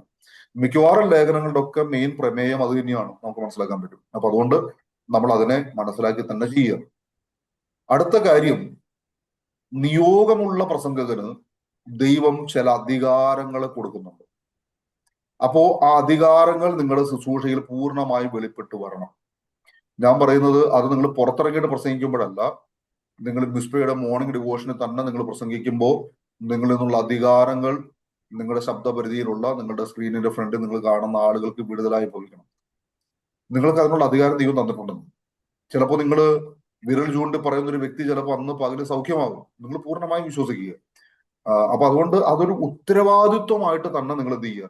ഈ കാര്യങ്ങൾ കാണുക. അപ്പൊ അതുകൊണ്ട് ചുരുക്കി പറഞ്ഞാൽ നമ്മൾ ഈ പറഞ്ഞ എ മുതൽ ജി വരെ പറഞ്ഞ കാര്യങ്ങൾ അത് നിയോഗം എന്ന് പറയുന്ന വിഷയത്തിൽ ഉൾപ്പെട്ടിട്ടുള്ള കാര്യങ്ങളാണ്. അപ്പൊ അതുകൊണ്ട് ആ നിയോഗത്തെ നിങ്ങൾ മനസ്സിലാക്കി തന്നെ നിങ്ങൾ പ്രസംഗത്തിന് വേണ്ടി തയ്യാറാകുക. ഞാൻ ഇച്ചിരി ഫാസ്റ്റ് ആയിട്ട് പോവുകയാണ്, അതുകൊണ്ട് നിങ്ങൾ വിഷമിക്കേണ്ട. ഞാൻ അതിന്റെ യൂട്യൂബ് നിങ്ങൾക്ക് തരാം, നിങ്ങൾക്ക് കൂടെ അതിനെ കാണാൻ സാധിക്കും. ഒടുവിൽ ഞാൻ ചിന്തിക്കുന്നു ഒരു സമയം നിങ്ങൾക്ക് തന്നിട്ട് നമുക്കൊരു ചെറിയൊരു 2 വാക്കുകൾ പറയാനുള്ള അവസരം കൂടി ഞാൻ ഒരുക്കാൻ വേണ്ടി ശ്രമിക്കാം. അടുത്ത കാര്യമാണ് ആത്മാർത്ഥത. ഓക്കെ, ഞാൻ ഇതിന്റെ എല്ലാ ഭാഗങ്ങളും ഇവിടെ ഇടുകയാണ്, കാരണം നിങ്ങൾ അതിനെ കാണാൻ വേണ്ടിയിട്ട്. അപ്പോ ഒരു പ്രസംഗകന് തികഞ്ഞ ആത്മാർത്ഥത ആവശ്യമാണ്. അപ്പോ പൗലോസ് പറയുന്നത് എന്താണെന്നറിയാവോ? ഞങ്ങൾക്ക് കരുണ ലഭിച്ചിട്ട് ഈ ശുശ്രൂഷ ഉണ്ടാകുകയാണ്. ഞങ്ങൾ അധൈര്യപ്പെട്ടു പോകാതെ ലജ്ജാകരമായ രഹസ്യങ്ങളെ ത്യജിച്ച് ഉപായം പ്രയോഗിക്കാതെ ദൈവവചനത്തിൽ കൂട്ടുചേർക്കാതെ സത്യം വെളിപ്പെടുത്തുന്നതിനാൽ ദൈവസന്നദ്ധിയിൽ സകല മനുഷ്യരെയും മനസാക്ഷിക്ക് ഞങ്ങളെ തന്നെ ഞങ്ങൾക്ക് ബോധ്യമാകുന്നുണ്ട്. അതാണ് 2 കൊരിന്ത്യർ 4:1-2 വാക്യങ്ങൾ നമ്മൾ വായിക്കുന്നത്. അപ്പൊ അതുകൊണ്ട് നമ്മൾ എന്ത് ചെയ്യുക? തികഞ്ഞ ആത്മാർത്ഥതയോടുകൂടെ തന്നെ നിങ്ങൾ ആ പ്രസംഗം ചെയ്യുക. ഓക്കെ, ഈ വാക്യത്തോട് ചേർന്ന്. അടുത്ത കാര്യമാണ് ദുരുദ്ദേശങ്ങളില്ലാതെ പ്രസംഗിക്കുക. കാരണം പ്രസംഗത്തിൽ പലതരം ഉദ്ദേശങ്ങളുണ്ട്. ഞാൻ ഇന്ന് കേട്ടു ഒരു സഹോദരി, ഒരു ഹിന്ദു മാർഗത്തെ ഒരു സഹോദരിയാണ്. അവർ പറഞ്ഞു, ഞങ്ങൾ ഒരു ചർച്ചിൽ ചെന്നപ്പോൾ, പേര് ചർച്ചിന്റെ പേരൊന്നും പറയുന്നില്ല, ആ ചർച്ചയിൽ ഞങ്ങൾ ചെന്നത് ഞങ്ങളുടെ കുഞ്ഞിന് വലിയ രോഗമായിരുന്നു. അപ്പോൾ ആ ചർച്ചിൽ അന്നൊരു സ്പെഷ്യൽ ഗസ്റ്റ് വരുന്നുണ്ട്, അദ്ദേഹം പ്രാർത്ഥിച്ച് ചില ആൾക്കാർക്ക് സൗഖ്യം കിട്ടിയിട്ടുണ്ടെന്നൊക്കെ അറിഞ്ഞിട്ട് വലിയ എന്താ പറയുന്നത്, ഒത്തിരി പേര് കൂടിയ ഒരു മീറ്റിംഗ് ആയിരുന്നു. ആ മീറ്റിംഗിൽ ചെന്നപ്പോൾ ആദ്യം തന്നെ അദ്ദേഹം പറഞ്ഞത്, നിങ്ങൾ വന്ന ആളുകൾ 1000 2000 രൂപ വെച്ചിട്ട് എന്ത് ചെയ്യണം, നിങ്ങൾ ഇപ്പോൾ തന്നെ നിങ്ങൾ സ്വോത്രാഴ്ച ഇടുക, എനിക്കൊരു 5 ലക്ഷം രൂപയുടെ ഒരു സാധനം എനിക്ക് മേടിക്കാനുണ്ടെന്നൊക്കെ പറഞ്ഞിട്ട് അദ്ദേഹം പെട്ടെന്ന് തന്നെ സ്വോത്രാഴ്ച എടുത്തു. എന്നിട്ട് എന്ത് ചെയ്തു, അവർക്ക് വേണ്ടി പ്രാർത്ഥിക്കാൻ പോലും അദ്ദേഹം മെനക്കെട്ടില്ല. അപ്പൊ അത് ഒരു വലിയ വേദനയോടെ എന്ന് പറഞ്ഞു. ഞാനത് ഡീറ്റെയിൽ ആയിട്ട് പറയുന്നില്ല. അപ്പോ ഈ ദുരുദ്ദേശങ്ങളോടെ പ്രസംഗിക്കുന്ന ആളുകളുണ്ട്. അപ്പൊ അതൊന്നും നമ്മൾ എന്ത് ചെയ്യുക, അതൊന്നും ചെയ്യാതിരിക്കുക. നമ്മുടെ ഏറ്റവും വലിയ ഉദ്ദേശം ദൈവനാമ മഹത്വപ്പെടുത്തുക. ഇത് മാത്രമേ നമ്മളെ ഭരിക്കാൻ പാടുള്ളൂ. ഇനി ദൈവവചനത്തിൽ ഇട്ടുകൊണ്ട് കഥാപ്രസംഗം, അല്ലെ, കിഴവിക്കഥകള്, ഇങ്ങനെയൊക്കെ പറഞ്ഞ് നമ്മൾ സമയം കളയാൻ വേണ്ടി ശ്രമിക്കരുത്. ദൈവവചനത്തിനോട് ചേർന്ന് ആളുകൾക്ക് സന്തോഷം ജനിക്കുന്ന തമാശയുള്ള ചില കാര്യങ്ങളൊക്കെ പറയാം. പക്ഷെ അതൊരിക്കലും പ്രസംഗിക്കുന്ന കാര്യത്തിന്റെ അന്തസ്സത്തെ ചോർത്തിക്കളഞ്ഞുകൊണ്ടാകരുത്. ആ പ്രസംഗത്തിൽ ആളുകൾ കുറെ കൂടെ ആകർഷിക്കാൻ വേണ്ടി നിങ്ങൾക്ക് എന്ത് ചെയ്യാം, ചില കഥകളൊക്കെ പറയുന്നതിന് തെറ്റൊന്നുമില്ല. അതുപോലെ വെറുതെ കയറി പഴയ നിയമ ചരിത്രത്തിൽ കൂടെ വെറുതെ കടന്ന് വട്ടം കറങ്ങരുത്. കാരണം നമ്മുടെ മുമ്പിലിരിക്കുന്ന ആളുകൾക്ക് ഒരു ദൂത് കൊടുക്കുക എന്നുള്ള വലിയ ഉത്തരവാദിത്വം നമുക്കുണ്ട്. കാരണം പഴയ നിയമ ചരിത്രമൊക്കെ പറഞ്ഞിങ്ങനെ പോകാന്ന് വെച്ച് കഴിഞ്ഞാൽ അത് വളരെ എളുപ്പമുള്ള പണിയാണ്. അപ്പോൾ അങ്ങനെ നമ്മൾ പോയി കഴിഞ്ഞാൽ എന്ത് ചെയ്യും, അത് വലിയ ബുദ്ധിമുട്ടാണ്. ചില ആളുകൾ അങ്ങനെ ചില ചരിത്രത്തിലോട്ടൊക്കെ വെറുതെ അങ്ങോട്ട് കയറി പോയിട്ട് ലാസ്റ്റ് വിഷയമായിട്ട് യാതൊരു ബന്ധമില്ലാത്ത അവസ്ഥയിലേക്കൊക്കെ കടന്നു പോകും. അതൊന്നും നമ്മൾ ചെയ്യാതെ വളരെ ആത്മാർത്ഥതയോടെ തന്നെ നമ്മൾ പ്രസംഗം തയ്യാറാക്കുക. അടുത്ത കാര്യമാണ് സ്വഭാവദാർഢ്യം. ഓക്കെ, ഞാനിങ്ങനെയൊക്കെ എടുത്തിരുന്ന എന്താ വെച്ചാൽ നിങ്ങൾക്ക് വല്ല സ്ക്രീൻഷോട്ട് കിട്ടണമെന്നുണ്ടെങ്കിൽ നിങ്ങൾക്ക് അത് കിട്ടാൻ വേണ്ടിയിട്ടാട്ടോ. ഓക്കെ, അപ്പൊ ഞാനതുകൊണ്ട് ജസ്റ്റ് ഒന്ന് പറഞ്ഞു വിടുന്നേ ഉള്ളൂ. നിങ്ങൾ ബാക്കിയൊക്കെ നിങ്ങൾ എന്ത് ചെയ്യാവുന്നതുകൊണ്ട് നോട്ട് ചെയ്യും. അപ്പോ ഒരു പ്രസംഗകന് അനിവാര്യമായ ഒരു ഘടകം അതാണ് സ്വഭാവദാർഢ്യം. പൗലോസ് തിമോഥെയോസിനോട് പറഞ്ഞതാണ്, നിന്നെ തന്നെയും ഉപദേശത്തെയും സൂക്ഷിച്ചുകൊള്ളുക, എന്നിട്ട് ആ ഉപദേശത്തിൽ തന്നെ ഉറച്ചു നിൽക്കുക. അങ്ങനെ നീ ചെയ്താൽ നീ എന്ത് ചെയ്യും, നീ നിന്നെയും രക്ഷിക്കും, നിന്റെ പ്രസംഗം കേൾക്കുന്നവരെയും രക്ഷിക്കും. അപ്പൊ അതുകൊണ്ട് നമ്മൾക്കതൊരു നമ്മുടെ ഒരു സ്വഭാവദാർഢ്യമായിട്ട് അത് മാറട്ടെ. അപ്പോ സ്വന്തം ജീവിതത്തെ സൂക്ഷിക്കുക.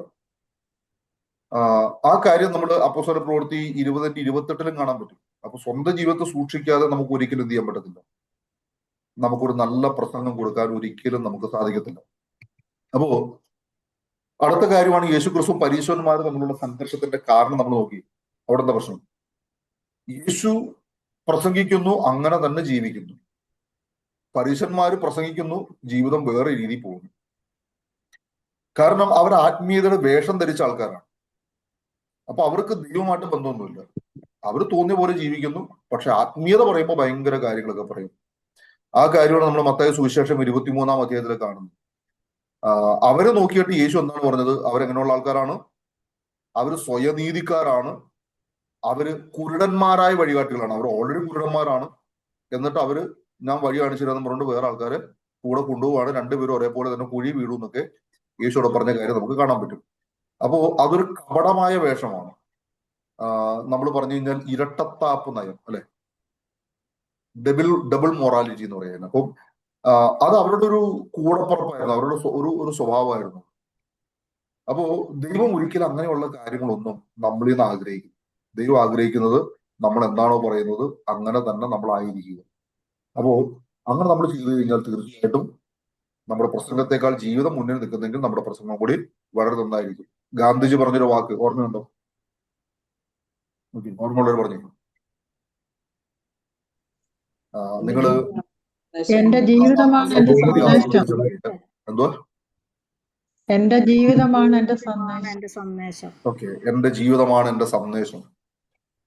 ഓക്കെ, അപ്പോ നമ്മൾ ഈ സബർമതി ആശ്രമത്തിൽ ചെന്ന് കഴിഞ്ഞാൽ അവിടെ ഇങ്ങനൊരു ഒരു വാളില് അതിങ്ങനെ എഴുതി വെച്ചിട്ടുണ്ട്. നമുക്കത് ചെന്ന കാണാൻ പറ്റും. അപ്പോ നമ്മൾ അതുകൊണ്ട് നമ്മൾ ആദർശ ശുദ്ധിയോടുകൂടെ നന്നായി പ്രസംഗിക്കുക. അല്ലെങ്കിൽ എന്ത് ചെയ്യുന്ന വെച്ച് കഴിഞ്ഞാൽ കുഷ്ഠരോഗി കൊടുക്കുന്ന ജിലേബി പോലെ ആയിരിക്കും, അല്ലെ? കുഷ്ഠരോഗിയുടെ കുഷ്ഠം നിറഞ്ഞ കയ്യിൽ ജിലേബി വെച്ചിട്ട് വേറെ ആൾ കൂടുതൽ എങ്ങനെ ഉണ്ടാവും? അപ്പൊ അതുപോലെ ആയിരിക്കും നമ്മുടെ പ്രസംഗം. അതുകൊണ്ട് നമ്മൾ വളരെ ശ്രദ്ധിക്കുക. നമ്മൾ അനേക കാര്യങ്ങൾ എന്നോട് ചേർത്ത് പറയാനുണ്ടെങ്കിലും നമ്മൾക്ക് നിങ്ങളിത് പഠിച്ചു പോയൊരു സബ്ജക്റ്റ് ആയതുകൊണ്ട് ഞാൻ അത്രയും ഡീറ്റെയിൽ ആയിട്ട് പോകുന്നില്ല. നിങ്ങൾ പഠിക്കാൻ വേണ്ടി പോകുന്നവരായതുകൊണ്ടും ഞാൻ വലിയ ഡീറ്റെയിലേക്ക് പോകുന്നില്ല. എന്തായാലും നിങ്ങൾ എന്താണ് പ്രസംഗിക്കുന്നത് അത് നിങ്ങൾ ചെയ്യുക. അപ്പൊ തീർച്ചയായിട്ടും നമ്മുടെ പ്രസംഗത്തിൽ അനേക മുന്നേറ്റങ്ങൾ ഉണ്ടാവും. അതുപോലെ വ്യാജ പ്രസ്താവന ഒന്നും നമ്മൾ നമ്മുടെ പ്രസംഗത്തിൽ പറയരുത്. നമ്മൾ സത്യസന്ധമായിട്ടുള്ള കാര്യങ്ങൾ പറയുക. അതുപോലെ ഇല്ലാത്ത കഥകൾ പറയരുത്. എന്ന് പറഞ്ഞാൽ നമ്മൾ കുറെ കാര്യങ്ങൾ കെട്ടിച്ചമച്ച് പറഞ്ഞിട്ട് അതുകൊണ്ട് യേശുവിന് എന്തെങ്കിലും തരത്തിലുള്ള ഇത് കിട്ടിക്കോട്ടെ എന്ന് വിചാരിച്ചിട്ട് നമ്മൾ യേശുവിന് പോക്കാൻ പോകേണ്ട കാര്യമൊന്നും അല്ലെ. നമ്മുടെ ജീവിതത്തിൽ ഇല്ലാത്ത കുറെ കാര്യങ്ങളൊക്കെ യേശു ചെയ്തു എന്നൊക്കെ പറഞ്ഞാല് ഞാൻ മരിച്ച് മോർച്ചടി കിടന്നു, ചിലപ്പോൾ അങ്ങനൊന്നും ഉണ്ടായിട്ടില്ലായിരിക്കും. ഞാൻ ഉദാഹരണമായിട്ട് പറയുക. അപ്പൊ ഞാൻ പറയുകയാണ് ഞാൻ മരിച്ച് മോർച്ചടി കിടക്കായിരുന്നു, ആ മോർച്ചറിയിൽ വന്നിട്ട് യേശുവിനെ വിളിച്ചു എന്നൊക്കെ ജീവിതത്തിൽ ഉണ്ടെങ്കിൽ പറഞ്ഞ കുഴപ്പമൊന്നുമില്ല. ഇല്ലാത്ത കാര്യം എന്ത് ചെയ്യണ്ട, ദൈവനാമത്തിന് വെറുതെ അങ്ങനെ മഹത്വം കിട്ടിക്കോട്ടെ എന്ന് വിചാരിച്ചിട്ട് നമ്മൾ അങ്ങനെ മഹത്വം കൊടുക്കേണ്ട ആവശ്യമൊന്നുമില്ല. നമ്മുടെ ജീവിതത്തിലുള്ള കാര്യം മാത്രം എന്ത് ചെയ്യുക, നമ്മൾ പറയുക. അപ്പോ ഇങ്ങനെയൊക്കെ നമ്മൾ പറഞ്ഞു കഴിഞ്ഞാൽ കുഴപ്പമില്ല. കാരണം ഇതൊക്കെ എന്ത് ചെയ്യാൻ പറ്റും, ഇതൊക്കെ ചില ആൾക്കാർ കുറെ പേരൊക്കെ അങ്ങനെ വ്യാജമായിട്ട് അങ്ങനെ കുറെ കാര്യങ്ങളൊക്കെ പറയാറുണ്ട്. അത് നിങ്ങൾ തന്നെ ശ്രദ്ധിച്ചാൽ മനസ്സിലാവും. ഞാനപ്പോ അതിനെ കുറിച്ചിട്ടൊന്നും പറയുന്നില്ല. ഇന്നത്തെ കാലത്ത് വേണ്ടത്ര തിയോളജിക്കൽ സ്റ്റഡീസ് ഒന്നും നടത്താതെ ഡോക്ടറേറ്റ് വരെ കിട്ടുന്ന ഒരു കാലത്തിലാണ് നമ്മൾ നിൽക്കുന്നത്. അപ്പൊ അതുകൊണ്ട് പേരിന് മുമ്പിൽ ഒരു ഡോക്ടർ വെച്ചൊന്നും പറഞ്ഞുകൊണ്ട് വായിത്തു എന്നൊക്കെ പറഞ്ഞു കഴിഞ്ഞാൽ ഒന്നും ശരിയാകത്തില്ല. നമ്മൾ അതുകൊണ്ട് വളരെ ചിന്തിച്ചും വളരെ ഇത് വളരെ ഇമ്പോർട്ടന്റ് കൊടുക്കേണ്ട കാര്യമാണ്. ഓക്കെ, അപ്പൊ ഞാൻ ആ ഭാഗം അങ്ങനെ പറഞ്ഞു വിടുകയാണ്. നമ്മൾ ധാർമ്മികതയ്ക്ക് വളരെ വില കൽപ്പിക്കണം. നമ്മൾ സത്യത്തിന്റെ സാക്ഷികളായി സത്യത്തിന്റെ കാവൽക്കാരായിട്ടൊക്കെ നമുക്ക് നിൽക്കാൻ വേണ്ടി സാധിക്കണം. അടുത്തത് പ്രസംഗം ഉണ്ടാകുന്ന ഒരു ക്വാളിറ്റിയാണ് ധൈര്യവും താഴ്മയും. ഓക്കെ, ധൈര്യം എന്ന് പറഞ്ഞു കഴിഞ്ഞാൽ കാണുന്ന ആളോട് എന്താണെന്ന് ചോദിച്ചാൽ ഏതാണെന്ന് ചോദിക്കുന്ന നല്ല ധൈര്യം. ധൈര്യം എന്ന് പറഞ്ഞാൽ നിങ്ങൾ പറയുന്ന കാര്യത്തെ ധൈര്യത്തോടെ പറയാൻ നിങ്ങൾക്ക് സാധിക്കുക എന്നുള്ളതാണ്. നിങ്ങൾ പറയുന്ന വലിയ കാര്യങ്ങളാണ്, പക്ഷെ നിങ്ങൾ അവതരിപ്പിക്കുന്ന രീതി അങ്ങനെ അല്ലെങ്കിൽ ആ ധൈര്യം അവിടെ വിലപ്പോകത്തില്ല. ഓക്കെ, അപ്പോ ധൈര്യവും താഴ്മയും എന്ന് പറയുമ്പോൾ നമ്മൾ നല്ല ധൈര്യമുള്ളവരായിരിക്കുക, അപ്പോൾ തന്നെ നമ്മൾ നല്ല താഴ്മയുള്ളവരായിട്ടിരിക്കുക. അതായത് മനുഷ്യരെ പ്രീതിപ്പെടുത്തുന്ന ആൾക്കാരായിട്ട് നമ്മൾ മാറരുത്. ദൈവത്തെ മഹത്വപ്പെടുത്തുക എന്നുള്ളതായിരിക്കണം നമ്മുടെ ഉദ്ദേശം. ചില സഭകളിലൊക്കെ അങ്ങനെയൊക്കെ കാണാറുണ്ടല്ലേ, അവിടുത്തെ പാസ്റ്റർ ചിലപ്പോൾ അങ്ങ് വാനോളം പുകഴ്ത്തി എന്ന് പറയും. അല്ലെങ്കിൽ ഈ ചർച്ചിൽ ഏതെങ്കിലും അമേരിക്കയിലുള്ള അച്ചായനൊക്കെ ഉണ്ടെങ്കിൽ അവരങ്ങ് ഭയങ്കരമായിട്ട് എന്ത് ചെയ്യും, അങ്ങ് പൊക്കിയടിച്ചൊക്കെ പറയും. കാരണം അങ്ങനെയൊക്കെ പറഞ്ഞാലേ ചിലപ്പോൾ സ്വതരാഴ്ച കിട്ടുള്ളൂ. അപ്പൊ അങ്ങനെയൊന്നും എന്ത് ചെയ്യരുത്, അങ്ങനെയൊന്നും നമ്മൾ ചെയ്യാതിരിക്കുക. എന്നും പറഞ്ഞാൽ അവരെ പിടിച്ചിട്ട് ഉപദ്രവിക്കാനും പോകണ്ട, അവരോട് ഇരുന്നോട്ടെ അല്ലെ. അപ്പോ നമ്മുടെ മനുഷ്യരെ പ്രീതിപ്പെടുത്തുന്നവരായി തീരാതിരിക്കുക, നമ്മുടെ ദൈവത്തെ പ്രീതിപ്പെടുത്തുന്നവരാകുക, നമ്മൾ ദൈവഹിതം മനസ്സിലാക്കുന്നവരായി തീരുക. നമുക്ക് ബോധിച്ച രീതിയിലുള്ള പ്രസംഗമൊന്നും നമുക്ക് വേണ്ട. കാരണം അങ്ങനെ കേൾക്കാനാണ് പല ആളുകൾക്കും ഇഷ്ടം. തിമോഥെയോസ് ലേഖനത്തിൽ വായിക്കുന്ന പോലെ, 2 തിമോഥെയോസ് 4:3 വായിക്കുന്ന പോലെ കണ്ണരസമാകുന്ന അല്ലെ പ്രസംഗം, അങ്ങനെയുള്ള കാര്യങ്ങളൊക്കെ ആൾക്കാർക്ക് ഇഷ്ടമാണ്. അതുപോലെ മറ്റുള്ളവർ സോപ്പിട്ട് സംസാരിക്കുക, ഇനി എനിക്ക് അവസരം ലഭിച്ചില്ലെങ്കിലോ എന്ന് വിചാരിച്ചിട്ട് അങ്ങനെയൊക്കെയുള്ള കാര്യങ്ങൾ, അതൊന്നും നമുക്ക് ആവശ്യമുള്ള കാര്യമാണ്. അപ്പോ നമ്മള് ഒരച്ഛന്മാരെയും ഒരമ്മാവന്മാരെയും നമുക്ക് സൂചിപ്പിക്കേണ്ട ആവശ്യമില്ല. എന്നും പറഞ്ഞ് നമ്മൾ അവരെ കയറി വേണ്ടാതെ ഉപദ്രവിക്കാനും പോകേണ്ട ആവശ്യമില്ല. നമ്മൾ ദൈവം ഏൽപ്പിച്ച കാര്യം നമ്മൾ എന്ത് ചെയ്യുക. നമ്മുടെ പ്രസംഗം ഉപരിപ്ലവമായിരിക്കുന്ന കാര്യമല്ല വരേണ്ടത്, യഥാർത്ഥമാകുന്ന നിലയിൽ അവരെ നോക്കി കാണാൻ വേണ്ടി പ്രേരിപ്പിക്കുന്നതായി തീരുക. അപ്പോ അത് നമ്മുടെ മേൽ തന്നിരിക്കുന്ന അല്ലെ ആളുകൾക്ക് ആവശ്യമായിരിക്കുന്ന നിർദ്ദേശം, അവർക്ക് പ്രബോധനം, ഇതൊക്കെ നൽകാൻ വേണ്ടി നമ്മൾ ഏൽപ്പിച്ചിരിക്കുകയാണ്. അപ്പോ നമുക്ക് വേണ്ട അടുത്ത ഗുണമാണ് താഴ്മ. അപ്പോ ഒരു എളിമ അത് നമുക്ക് ആവശ്യമാണ്. നമുക്കൊരു തലക്കനമൊക്കെ വെച്ചിട്ട് നമ്മൾ പോവുകയാണെങ്കിൽ പിന്നെ മുന്നോട്ടേക്ക് നമുക്ക് ഒട്ടും ആ ശുശ്രൂഷ ശോഭിക്കാൻ പറ്റത്തില്ല. അതുകൊണ്ട് വിനയം നമുക്ക് നടിക്കേണ്ട കാര്യമില്ല, വിനയം നമ്മുടെ ഉള്ളിൽ നിന്ന് തന്നെ ഉണ്ടാകട്ടെ. അപ്പോ പിന്നെ ചിലർക്ക് തോന്നുന്ന ഒരു കാര്യമാണ്, ഞാൻ മാത്രം ഭയങ്കര ബുദ്ധിയുള്ള ആള്, എന്റെ ഫ്രണ്ടിൽ ഇരിക്കുന്ന ആൾക്കാരൊക്കെ മണ്ടന്മാരാണ് വിചാരിച്ചിട്ട് പ്രസംഗിക്കും. അങ്ങനെ ഒരിക്കലും ചിന്തിക്കരുത്. നിങ്ങൾ പ്രസംഗിച്ചുകൊണ്ടിരിക്കുന്ന സമയത്ത് തന്നെ ജിമ്മിനിക്കകത്ത് വരെയും കയറി തപ്പി നിങ്ങൾ പറയുന്ന കാര്യം അങ്ങനെയാണോ എന്നൊക്കെ നോക്കുന്ന ആൾക്കാർ നിങ്ങളുടെ മുമ്പിൽ ഇരിപ്പുണ്ടെന്ന് വിചാരിച്ചിട്ട് എന്ത് ചെയ്യുക, നിങ്ങൾ അങ്ങനെ തന്നെ വിചാരിച്ചിട്ട് ചെയ്യുക. ഇപ്പോ ഇവർക്ക് കയറി തപ്പേണ്ട കാര്യമൊന്നുമില്ല. നേരെ നിങ്ങളുടെ പ്രസംഗം നടന്നുകൊണ്ടിരിക്കുമ്പോൾ തന്നെ നേരെ വേറൊരു ഫോൺ എടുത്തിട്ട് ജിമിനോട് പറയാണ് ഈ പ്രസംഗം മൊത്തത്തിൽ ഒന്ന് കേട്ടിട്ടൊന്ന് വിലയിരുത്തി തരാൻ പറഞ്ഞു കഴിഞ്ഞാൽ ജിമിന് സൂപ്പറായിട്ട് എന്ത് ചെയ്യും, നിങ്ങൾ പ്രസംഗം തീരുമ്പോൾ വിലയിരുത്തി കൈ തരും. അപ്പൊ അതുകൊണ്ട് ഇങ്ങനെയൊക്കെയുള്ള ഒത്തിരി കാര്യങ്ങളുള്ള ആളുകളാണ് നിങ്ങളുടെ മുമ്പിൽ ഇരിക്കുക എന്നുള്ളതും കൂടി ഓർത്തിട്ട് വേണം നിങ്ങൾ എന്ത് ചെയ്യുക, നിങ്ങളത് ശ്രദ്ധിക്കുക. അപ്പോ ഓക്കെ, ഞാൻ ആ ഭാഗത്തെ അങ്ങനെയൊക്കെ വിടുകയാണ്. നമ്മൾ ഒത്തിരി കാര്യങ്ങൾ അതിന്റെ കൂടെ കൂട്ടിച്ചേർക്കാനുണ്ട്. നമുക്ക് വീണ്ടും ആ ക്ലാസ്സിലേക്ക് വരുമ്പോൾ നോക്കുക. അടുത്ത കാര്യമാണ് പ്രസംഗിക്കുമ്പോൾ ശ്രദ്ധിക്കേണ്ടുന്ന കാര്യം. ഒന്ന്, നമ്മുടെ വാമൊഴി, നമ്മുടെ ഭാഷാ ശൈലി അത് ലളിതമായിരിക്കണം. വാക്കുകളൊക്കെ ഓർമ്മയിൽ നിൽക്കുന്ന പോലെ വശ്യമായിട്ടുള്ള വാക്കുകൾ നമ്മൾ ഉപയോഗിക്കുക. അപ്പൊ നിങ്ങൾ ചിന്തിക്കും എനിക്ക് അങ്ങനത്തെ വാക്കുകളൊന്നും ഇല്ല. പക്ഷെ നിങ്ങൾ പ്രാക്ടീസ് ചെയ്താൽ കിട്ടും. ദൈവം നിങ്ങൾക്ക് എന്തായാലും പ്രസംഗിക്കാൻ നിൽക്കുമ്പോൾ സ്റ്റേജിൽ വെച്ചൊരു സന്ദേശം തരും. ഞാൻ അതിനെ തട്ടിക്കളയുന്നൊന്നുമില്ല, തരാം, ദൈവത്തിന് തരാൻ കഴിയും. പക്ഷെ ഞാൻ ഇങ്ങനെ ചിന്തിക്കുന്നില്ല. ഞാൻ വളരെ ബ്ലാങ്ക് ആയിരുന്നു. ഞാൻ അങ്ങ് കയറി നിന്നപ്പോ അങ്ങ് പരിശുദ്ധാത്മാവ് എന്റെ വായും കൂടി അങ്ങ് എടുത്തിട്ട് അങ്ങ് ഉപയോഗിക്കുകയായിരുന്നു. അത് വെറും മണ്ടത്തരമാണ്. അങ്ങനെ ഒരിക്കലും പരിശുദ്ധാത്മാവ് എന്റെ സുബോധത്തെ നഷ്ടപ്പെടുത്തിയിട്ട് എന്നെ ഒരു പ്രതിമയാക്കിക്കൊണ്ട് ഒരിക്കലും ചെയ്യത്തില്ല. കാരണം എന്റെ ഉള്ളിൽ എന്റെ ആത്മാവുണ്ട്. ആ ആത്മാവ് ഒരിക്കലും എന്ത് ചെയ്യത്തില്ല, അതിന് ഓവർടേക്ക് ചെയ്തുകൊണ്ട് പരിശുദ്ധാത്മാവ് പോകത്തില്ല. അത് നിങ്ങൾ തീർച്ചയായിട്ടും മനസ്സിലാക്കുക. അങ്ങനെ ആരെങ്കിലും പറയുന്നുണ്ടെങ്കിൽ അത് തികച്ചും മണ്ടത്തരമാണെന്ന് അവർ പറഞ്ഞ് ബോധ്യപ്പെടുത്തില്ലെങ്കിലും കേൾക്കുന്നത് നിങ്ങൾക്ക് മനസ്സിലാകട്ടെ, അത് മണ്ടത്തരം തന്നെയാണ്. എന്നാൽ നിങ്ങൾ പ്രസംഗിച്ചുകൊണ്ടിരിക്കുമ്പോൾ ചിലപ്പോൾ ഒരു കാര്യം പരിശുദ്ധാത്മാ നിങ്ങൾക്ക് ബോധ്യപ്പെടുത്തി തരാം. ചിലപ്പോൾ ഫ്രണ്ടിൽ ഇരിക്കുന്ന സീത എന്ന് പറയുന്ന ഒരു സ്ത്രീക്ക് വേണ്ടിയിട്ട് ചിലപ്പോൾ ഒരു ദൂത് പറയാൻ ദൈവം ചിലപ്പോൾ ഓൺ ദ സ്പോട്ടിൽ നിങ്ങളോട് പറഞ്ഞു തന്നേക്കാം. ഞാൻ അതിനെ തള്ളിക്കളയുന്നില്ല. അല്ലെങ്കിൽ നിങ്ങൾ പ്രസംഗിക്കുന്ന കാര്യത്തിൽ ഒരു ഒരു ഒരു പ്രത്യേക പോയിന്റ് ദൈവം നിങ്ങൾക്ക് അവിടെ വെച്ച് ഓർമ്മിപ്പിച്ച് തന്നേക്കാം. പക്ഷെ പൂർണ്ണമായി പ്രസംഗം നിങ്ങൾക്ക് ഒന്നും അറിയാൻ പാടില്ലായിരുന്നു, ദൈവം അങ്ങ് തന്നു എന്ന് പറഞ്ഞു കഴിഞ്ഞാൽ അത് ശരിയായുള്ള കാര്യമല്ല. നിങ്ങൾ മനസ്സിലാക്കുക, നിങ്ങൾ നന്നായിട്ട് പ്രാക്ടീസ് തന്നെ ചെയ്യുക. നിങ്ങളുടെ പ്രസംഗത്തിന്റെ ആരംഭം മുതൽ അവസാനം വരെ നന്നായിട്ട് എഴുതി ഉണ്ടാക്കുക. എന്നിട്ട് നിങ്ങൾ അതിനെ പറഞ്ഞ് എന്ത് ചെയ്യുക, നിങ്ങൾ ബൈഹാർട്ട് ചെയ്ത് നിങ്ങളുടെ കയ്യിൽ വെക്കുക. ഓരോ ദിവസം ഉണ്ടാകുന്ന ഗ്രോത്ത് എന്ത് ചെയ്യുക, നിങ്ങൾ എഴുതി വെക്കുക. ഞാൻ പറഞ്ഞത് നിങ്ങൾ അങ്ങനെ തയ്യാറായിട്ട് നിങ്ങൾ വരണമെന്നാണ് ഞങ്ങൾ ആഗ്രഹിക്കുന്നത്. അല്ലാതെ രാവിലെ 5 മണിക്ക് നിങ്ങൾ എഴുന്നേറ്റ് നിങ്ങൾ തോന്നിയ പോലെ എന്തൊക്കെയോ വായിച്ചു, എന്തൊക്കെയോ പറഞ്ഞു, കേൾക്കുന്ന ആളുകളും പ്രയാസപ്പെട്ടു, ഇവാലുവേഷൻ ചെയ്യുന്ന ഞാനും പ്രയാസപ്പെട്ടു. ലാസ്റ്റ് നിങ്ങൾക്ക് മനസ്സിൽ തോന്നി എന്നാലും ജോഗി സാറ് ഞങ്ങളെ വേണ്ടാത്ത രീതിയിൽ ഇവാലുവേഷൻ ചെയ്തു കളഞ്ഞല്ലോ എന്നൊക്കെ തോന്നി. പിന്നെ അന്നത്തെ ദിവസം മൊത്തം നിങ്ങളുടെ ചാവവും ബ്രാക്കൊക്കെ ആയിട്ട് ഞാൻ പിന്നെ അന്നത്തെ ദിവസം ഗതി പിടിക്കാനായിട്ട് നടന്നു. അപ്പൊ അങ്ങനെയൊന്നും വരാതെ നിങ്ങൾ വളരെ തയ്യാറായിട്ട് ചെയ്യുക, നിങ്ങൾ വരിക.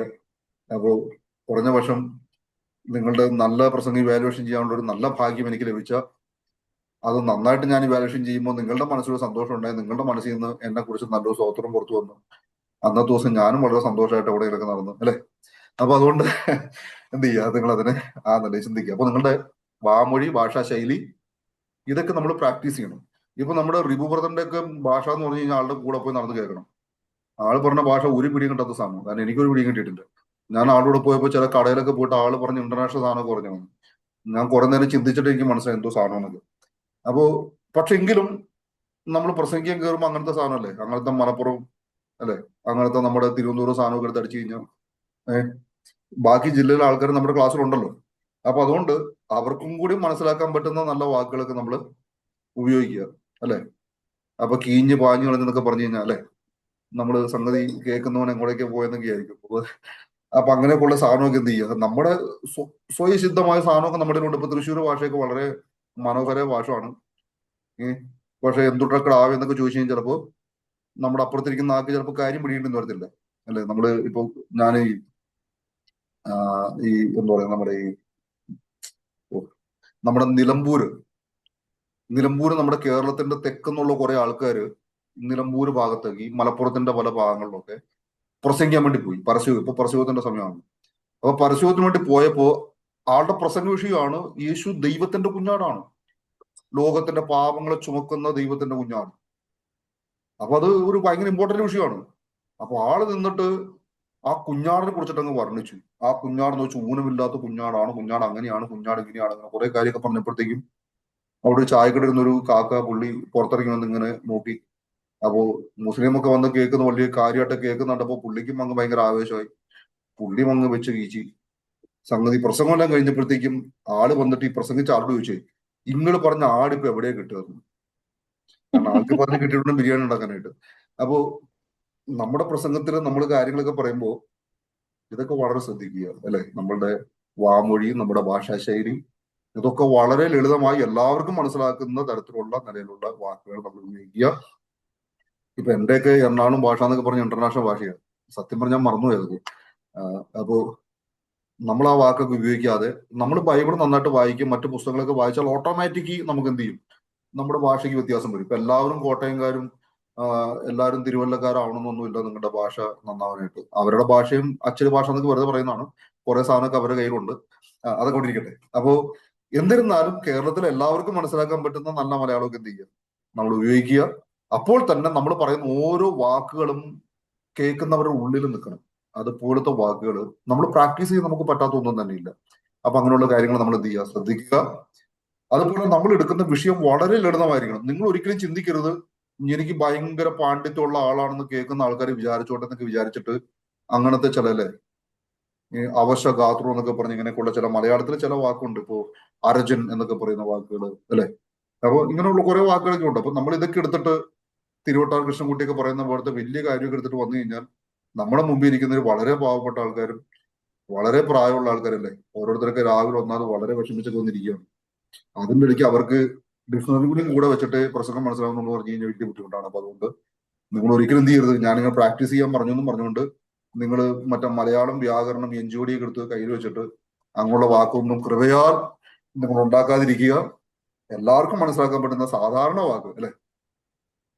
ഇപ്പോ നമ്മൾ പാട്ടിലൊക്കെ വായിച്ചിട്ടില്ലേ, നിർമ്മല തോയം നിത്യം കുടിപ്പിച്ച്. സത്യം പറഞ്ഞ ഞാൻ ഡിക്ഷണറി നോക്കിയിട്ടാണ് തോയം എന്താണെന്ന് കണ്ടുപിടിച്ചത്. അപ്പൊ കണ്ടുപിടിച്ചപ്പോൾ ഞാൻ വിചാരിച്ചു പുള്ളിക്ക് വെള്ളമൊന്നും എഴുതിയാൽ പോരായിരുന്നു, വല്ല പാടും ഉണ്ടായിരുന്നു. അപ്പൊ കുറെ പാട്ടൊക്കെ പാടി വന്നതിന് ശേഷം കുറെ വർഷം കഴിഞ്ഞിട്ടാണ് എന്താ സാധനം എന്ന് തന്നെ മനസ്സിലാവുന്നത്. അന്ന് ആൾക്കാർ പാടിയപ്പോൾ നമ്മളും കൂടെ ഏതൊക്കെ പാട്ട് ബുക്കൊക്കെ നോക്കി പാടി. അപ്പോ നല്ലതാണ് ഈ കാര്യങ്ങളൊക്കെ. പക്ഷെ നമ്മൾ എപ്പോഴും സാധാരണക്കാരോടാണ് സംസാരിക്കുന്നതെന്ന് മനസ്സിലാക്കിക്കൊണ്ട് അങ്ങനെയുള്ള നല്ല വാക്കുകൾ എന്ത് ചെയ്യുക, നമ്മൾ ഉപയോഗിക്കുക. അതുപോലെ നമ്മുടെ പ്രസംഗം എപ്പോഴും ദൈവവചനത്തിൽ അടിസ്ഥിതമായിരിക്കാൻ വേണ്ടി ശ്രദ്ധിക്കുക. വചനത്തിൽ നിന്ന് നമ്മൾ എന്ത് ചെയ്യരുത്, അങ്ങോട്ടോ ഇങ്ങോട്ടോ മാറിക്കുവാൻ വേണ്ടി ഇട കൊടുക്കാതിരിക്കുക. അതുപോലെ പ്രസംഗത്തിന് വിശദീകരണം ആവശ്യമാണ്. അതുകൊണ്ട് സാധാരണ മനുഷ്യന് മനസ്സിലാക്കാൻ പറ്റുന്ന രീതിയിലുള്ള നല്ല വിശദീകരണം നമുക്ക് കൊടുക്കാൻ വേണ്ടി നമുക്ക് ശ്രമിക്കാം. കേൾക്കുന്ന ആളുകൾക്ക് അതുകൊണ്ട് ആത്മീയ പ്രചോദനം ഉണ്ടാകട്ടെ, അവർക്ക് ഒരു ഉൾപ്രേരണ അവർക്ക് ലഭിക്കട്ടെ. അവ ഇതൊക്കെ ഓർത്തുകൊണ്ട് എന്ത് ചെയ്യുക, നിങ്ങൾ അങ്ങനെയുള്ള പ്രസംഗങ്ങളൊക്കെ നിങ്ങൾ തയ്യാറാക്കുക. ഓക്കെ. ഇനി പ്രസംഗത്തിന്റെ ഘടനയ്ക്ക് കുറഞ്ഞത് 4 കാര്യങ്ങൾ വേണം. ഒന്ന്, പ്രസംഗത്തിന്റെ അവതാരിക, അവതരണം, പ്രസംഗ വിഷയത്തിന്റെ സബ് പോയിന്റ്സ് അല്ലെങ്കിൽ സബ് ഡിവിഷൻസ് അല്ലെങ്കിൽ അതിന്റെ പിരിവുകൾ, ഒരു ബ്രാഞ്ച് ആയിട്ടുള്ള കാര്യങ്ങൾ. അതുപോലെ തന്നെ നല്ലൊരു ഉപസംഹാരം വേണം. അപ്പോ ഇത്രയും കാര്യങ്ങൾ എന്ത് ചെയ്യുക, നമ്മൾ തയ്യാറാക്കുക. ഇത്രയും തയ്യാറാക്കി കഴിഞ്ഞാൽ നല്ലൊരു ആമുഖം നമ്മൾക്ക് കിട്ടും, ഇത്രയും നമ്മൾ തയ്യാറാക്കുകയാണെങ്കിൽ. അപ്പോൾ ഈ 4 കാര്യങ്ങളെങ്കിലും കുറഞ്ഞ പക്ഷം നിങ്ങളുടെ ഓർമ്മയിൽ വെക്കുക അല്ലെ. പ്രസംഗത്തിന്റെ അവതാരിക, അവതരണം, പ്രസംഗ വിഷയത്തിന്റെ സബ് പിരിവുകള്, അതുപോലെ അതിന് നല്ല ഒരു ഉപസംഹാരം. ഇത്രയും കാര്യങ്ങൾ നമ്മൾ ഓർമ്മ വയ്ക്കുക. ഇനി പ്രസംഗത്തിന്റെ ഘടനയ്ക്ക് നമുക്ക് 6 കാര്യങ്ങൾ ആവശ്യമാണ്. ഞാൻ 6 കാര്യങ്ങൾ പറയാം. 1, കുറിവാക്യം. 2, പ്രതിപാദ്യ വിഷയം. 3, അവതാരിക. 4, അവതരണം. 5, പ്രായോഗികരണം. 6, ഉപസംഹാരം. അപ്പൊ ഇത്രയും കാര്യങ്ങൾ ഒരു പ്രസംഗത്തിൽ വേണം. ശരിക്കും പറഞ്ഞ പ്രസംഗത്തിന് 3 കാര്യങ്ങൾ മതി അല്ലെ. ഒരു ആമുഖവും ഒരു മധ്യഭാഗവും ഒരു ഉപസംഹാരവും, അത്രയും മതി നമുക്ക്. പക്ഷെ ഇത്രയും കാര്യങ്ങൾ എന്തിനാ തന്നേന്ന് ചോദിച്ചു കഴിഞ്ഞാൽ നമ്മൾ അതിനെ വേണ്ടത്ര നിലയിൽ തയ്യാറാകാൻ വേണ്ടിയിട്ടാണ് ഇതിനെ 6 തിരിച്ചിട്ട് തന്നിരിക്കുന്നത്. 6 വാക്യങ്ങൾ, 6 ഭാഗങ്ങളായിട്ട്. അപ്പൊ ഈ 6 ഭാഗങ്ങൾ ഞാൻ വേഗത്തിൽ പറഞ്ഞു വിടാം. നിങ്ങൾ ജസ്റ്റ് ഒന്ന് സ്ക്രീൻഷോട്ട് എടുത്തു. ബാക്കി ഇതിനെ ഞാൻ ഒന്നും കൂടി ഒന്ന് മനസ്സിലാക്കി തരാം. കാരണം ഇത് വളരെ ഇമ്പോർട്ടന്റ് ആയതുകൊണ്ട് അതൊന്നുകൂടി ഒന്ന് മനസ്സിലാക്കേണ്ട ആവശ്യമുണ്ട്. അപ്പോ ഒന്നാമത്തെ കാര്യമാണ് കുറിവാക്യം. അപ്പോ നിങ്ങൾ എന്താണോ പ്രസംഗത്തിന് ആധാരമായിട്ട് എടുക്കുന്നത് അതാണ് കുറിവാക്യം. അതൊരു വേദവാക്യമാകാം, വാക്യത്തിന്റെ ഒരു ഭാഗമാകാം. കാരണം A എന്നും B എന്നും പറഞ്ഞ് വാക്യം നമുക്ക് വേർതിരിക്കാം. വേണമെങ്കിൽ ഒരു അധ്യായം മുഴുവനും നിങ്ങൾക്ക് കുറിവാക്യമായിട്ട് എടുക്കാം. വേദപുസ്തകത്തിലെ ഒരു പദം, ഒരു പ്രത്യേക വാക്ക് അല്ലെ, ഒരു സ്നേഹമെന്നോ വിശ്വാസമെന്നോ ദയെന്നോ കരുണയെന്നോ എന്ത് വേണമെങ്കിലും അങ്ങനെ ഒരു വാക്ക് നിങ്ങൾക്ക് എന്ത് ചെയ്യാം, നിങ്ങൾക്ക് കുറിവാക്യമായിട്ട് എടുക്കാം. അപ്പോ ഈ പറഞ്ഞ കാര്യങ്ങളൊക്കെ ഒരു വാക്യം മാത്രം നിങ്ങൾക്ക് കുറിവാക്യമായിട്ട് എടുക്കാം. ഇനി വാക്യം മാത്രമല്ലെങ്കിൽ ആ വാക്യത്തിൽ കാണുന്ന ഒരു വാക്ക്, ആ വാക്കിനെ നിങ്ങൾക്ക് എന്ത് ചെയ്യാം, കുറിവാക്യമായിട്ട് എടുക്കാം. ഇനി ആ വാക്യം മുഴുവനും എടുത്തില്ലെങ്കിലും അതിന്റെ ആരംഭത്തിലെ കുറച്ച് പദങ്ങളും അവസാനത്തിൽ കുറച്ച് പദങ്ങളോ ഏതെങ്കിലും നിങ്ങളുടെ ഇഷ്ടം പോലെ നിങ്ങൾക്ക് എന്ത് ചെയ്യാം, അങ്ങനെ എടുക്കാം. ഇനി വേണമെങ്കിൽ നിങ്ങൾക്ക് എന്ത് ചെയ്യാം, വാക്യങ്ങളെ ചേർത്ത് വെക്കുന്ന ഒരു ഖണ്ഡിക മുഴുവൻ എന്ന് വെച്ചൊരു പാരഗ്രാഫ് മുഴുവൻ എന്ത് ചെയ്യാം, നിങ്ങൾക്കൊരു കുറിവാക്യമായിട്ട് എടുക്കാം.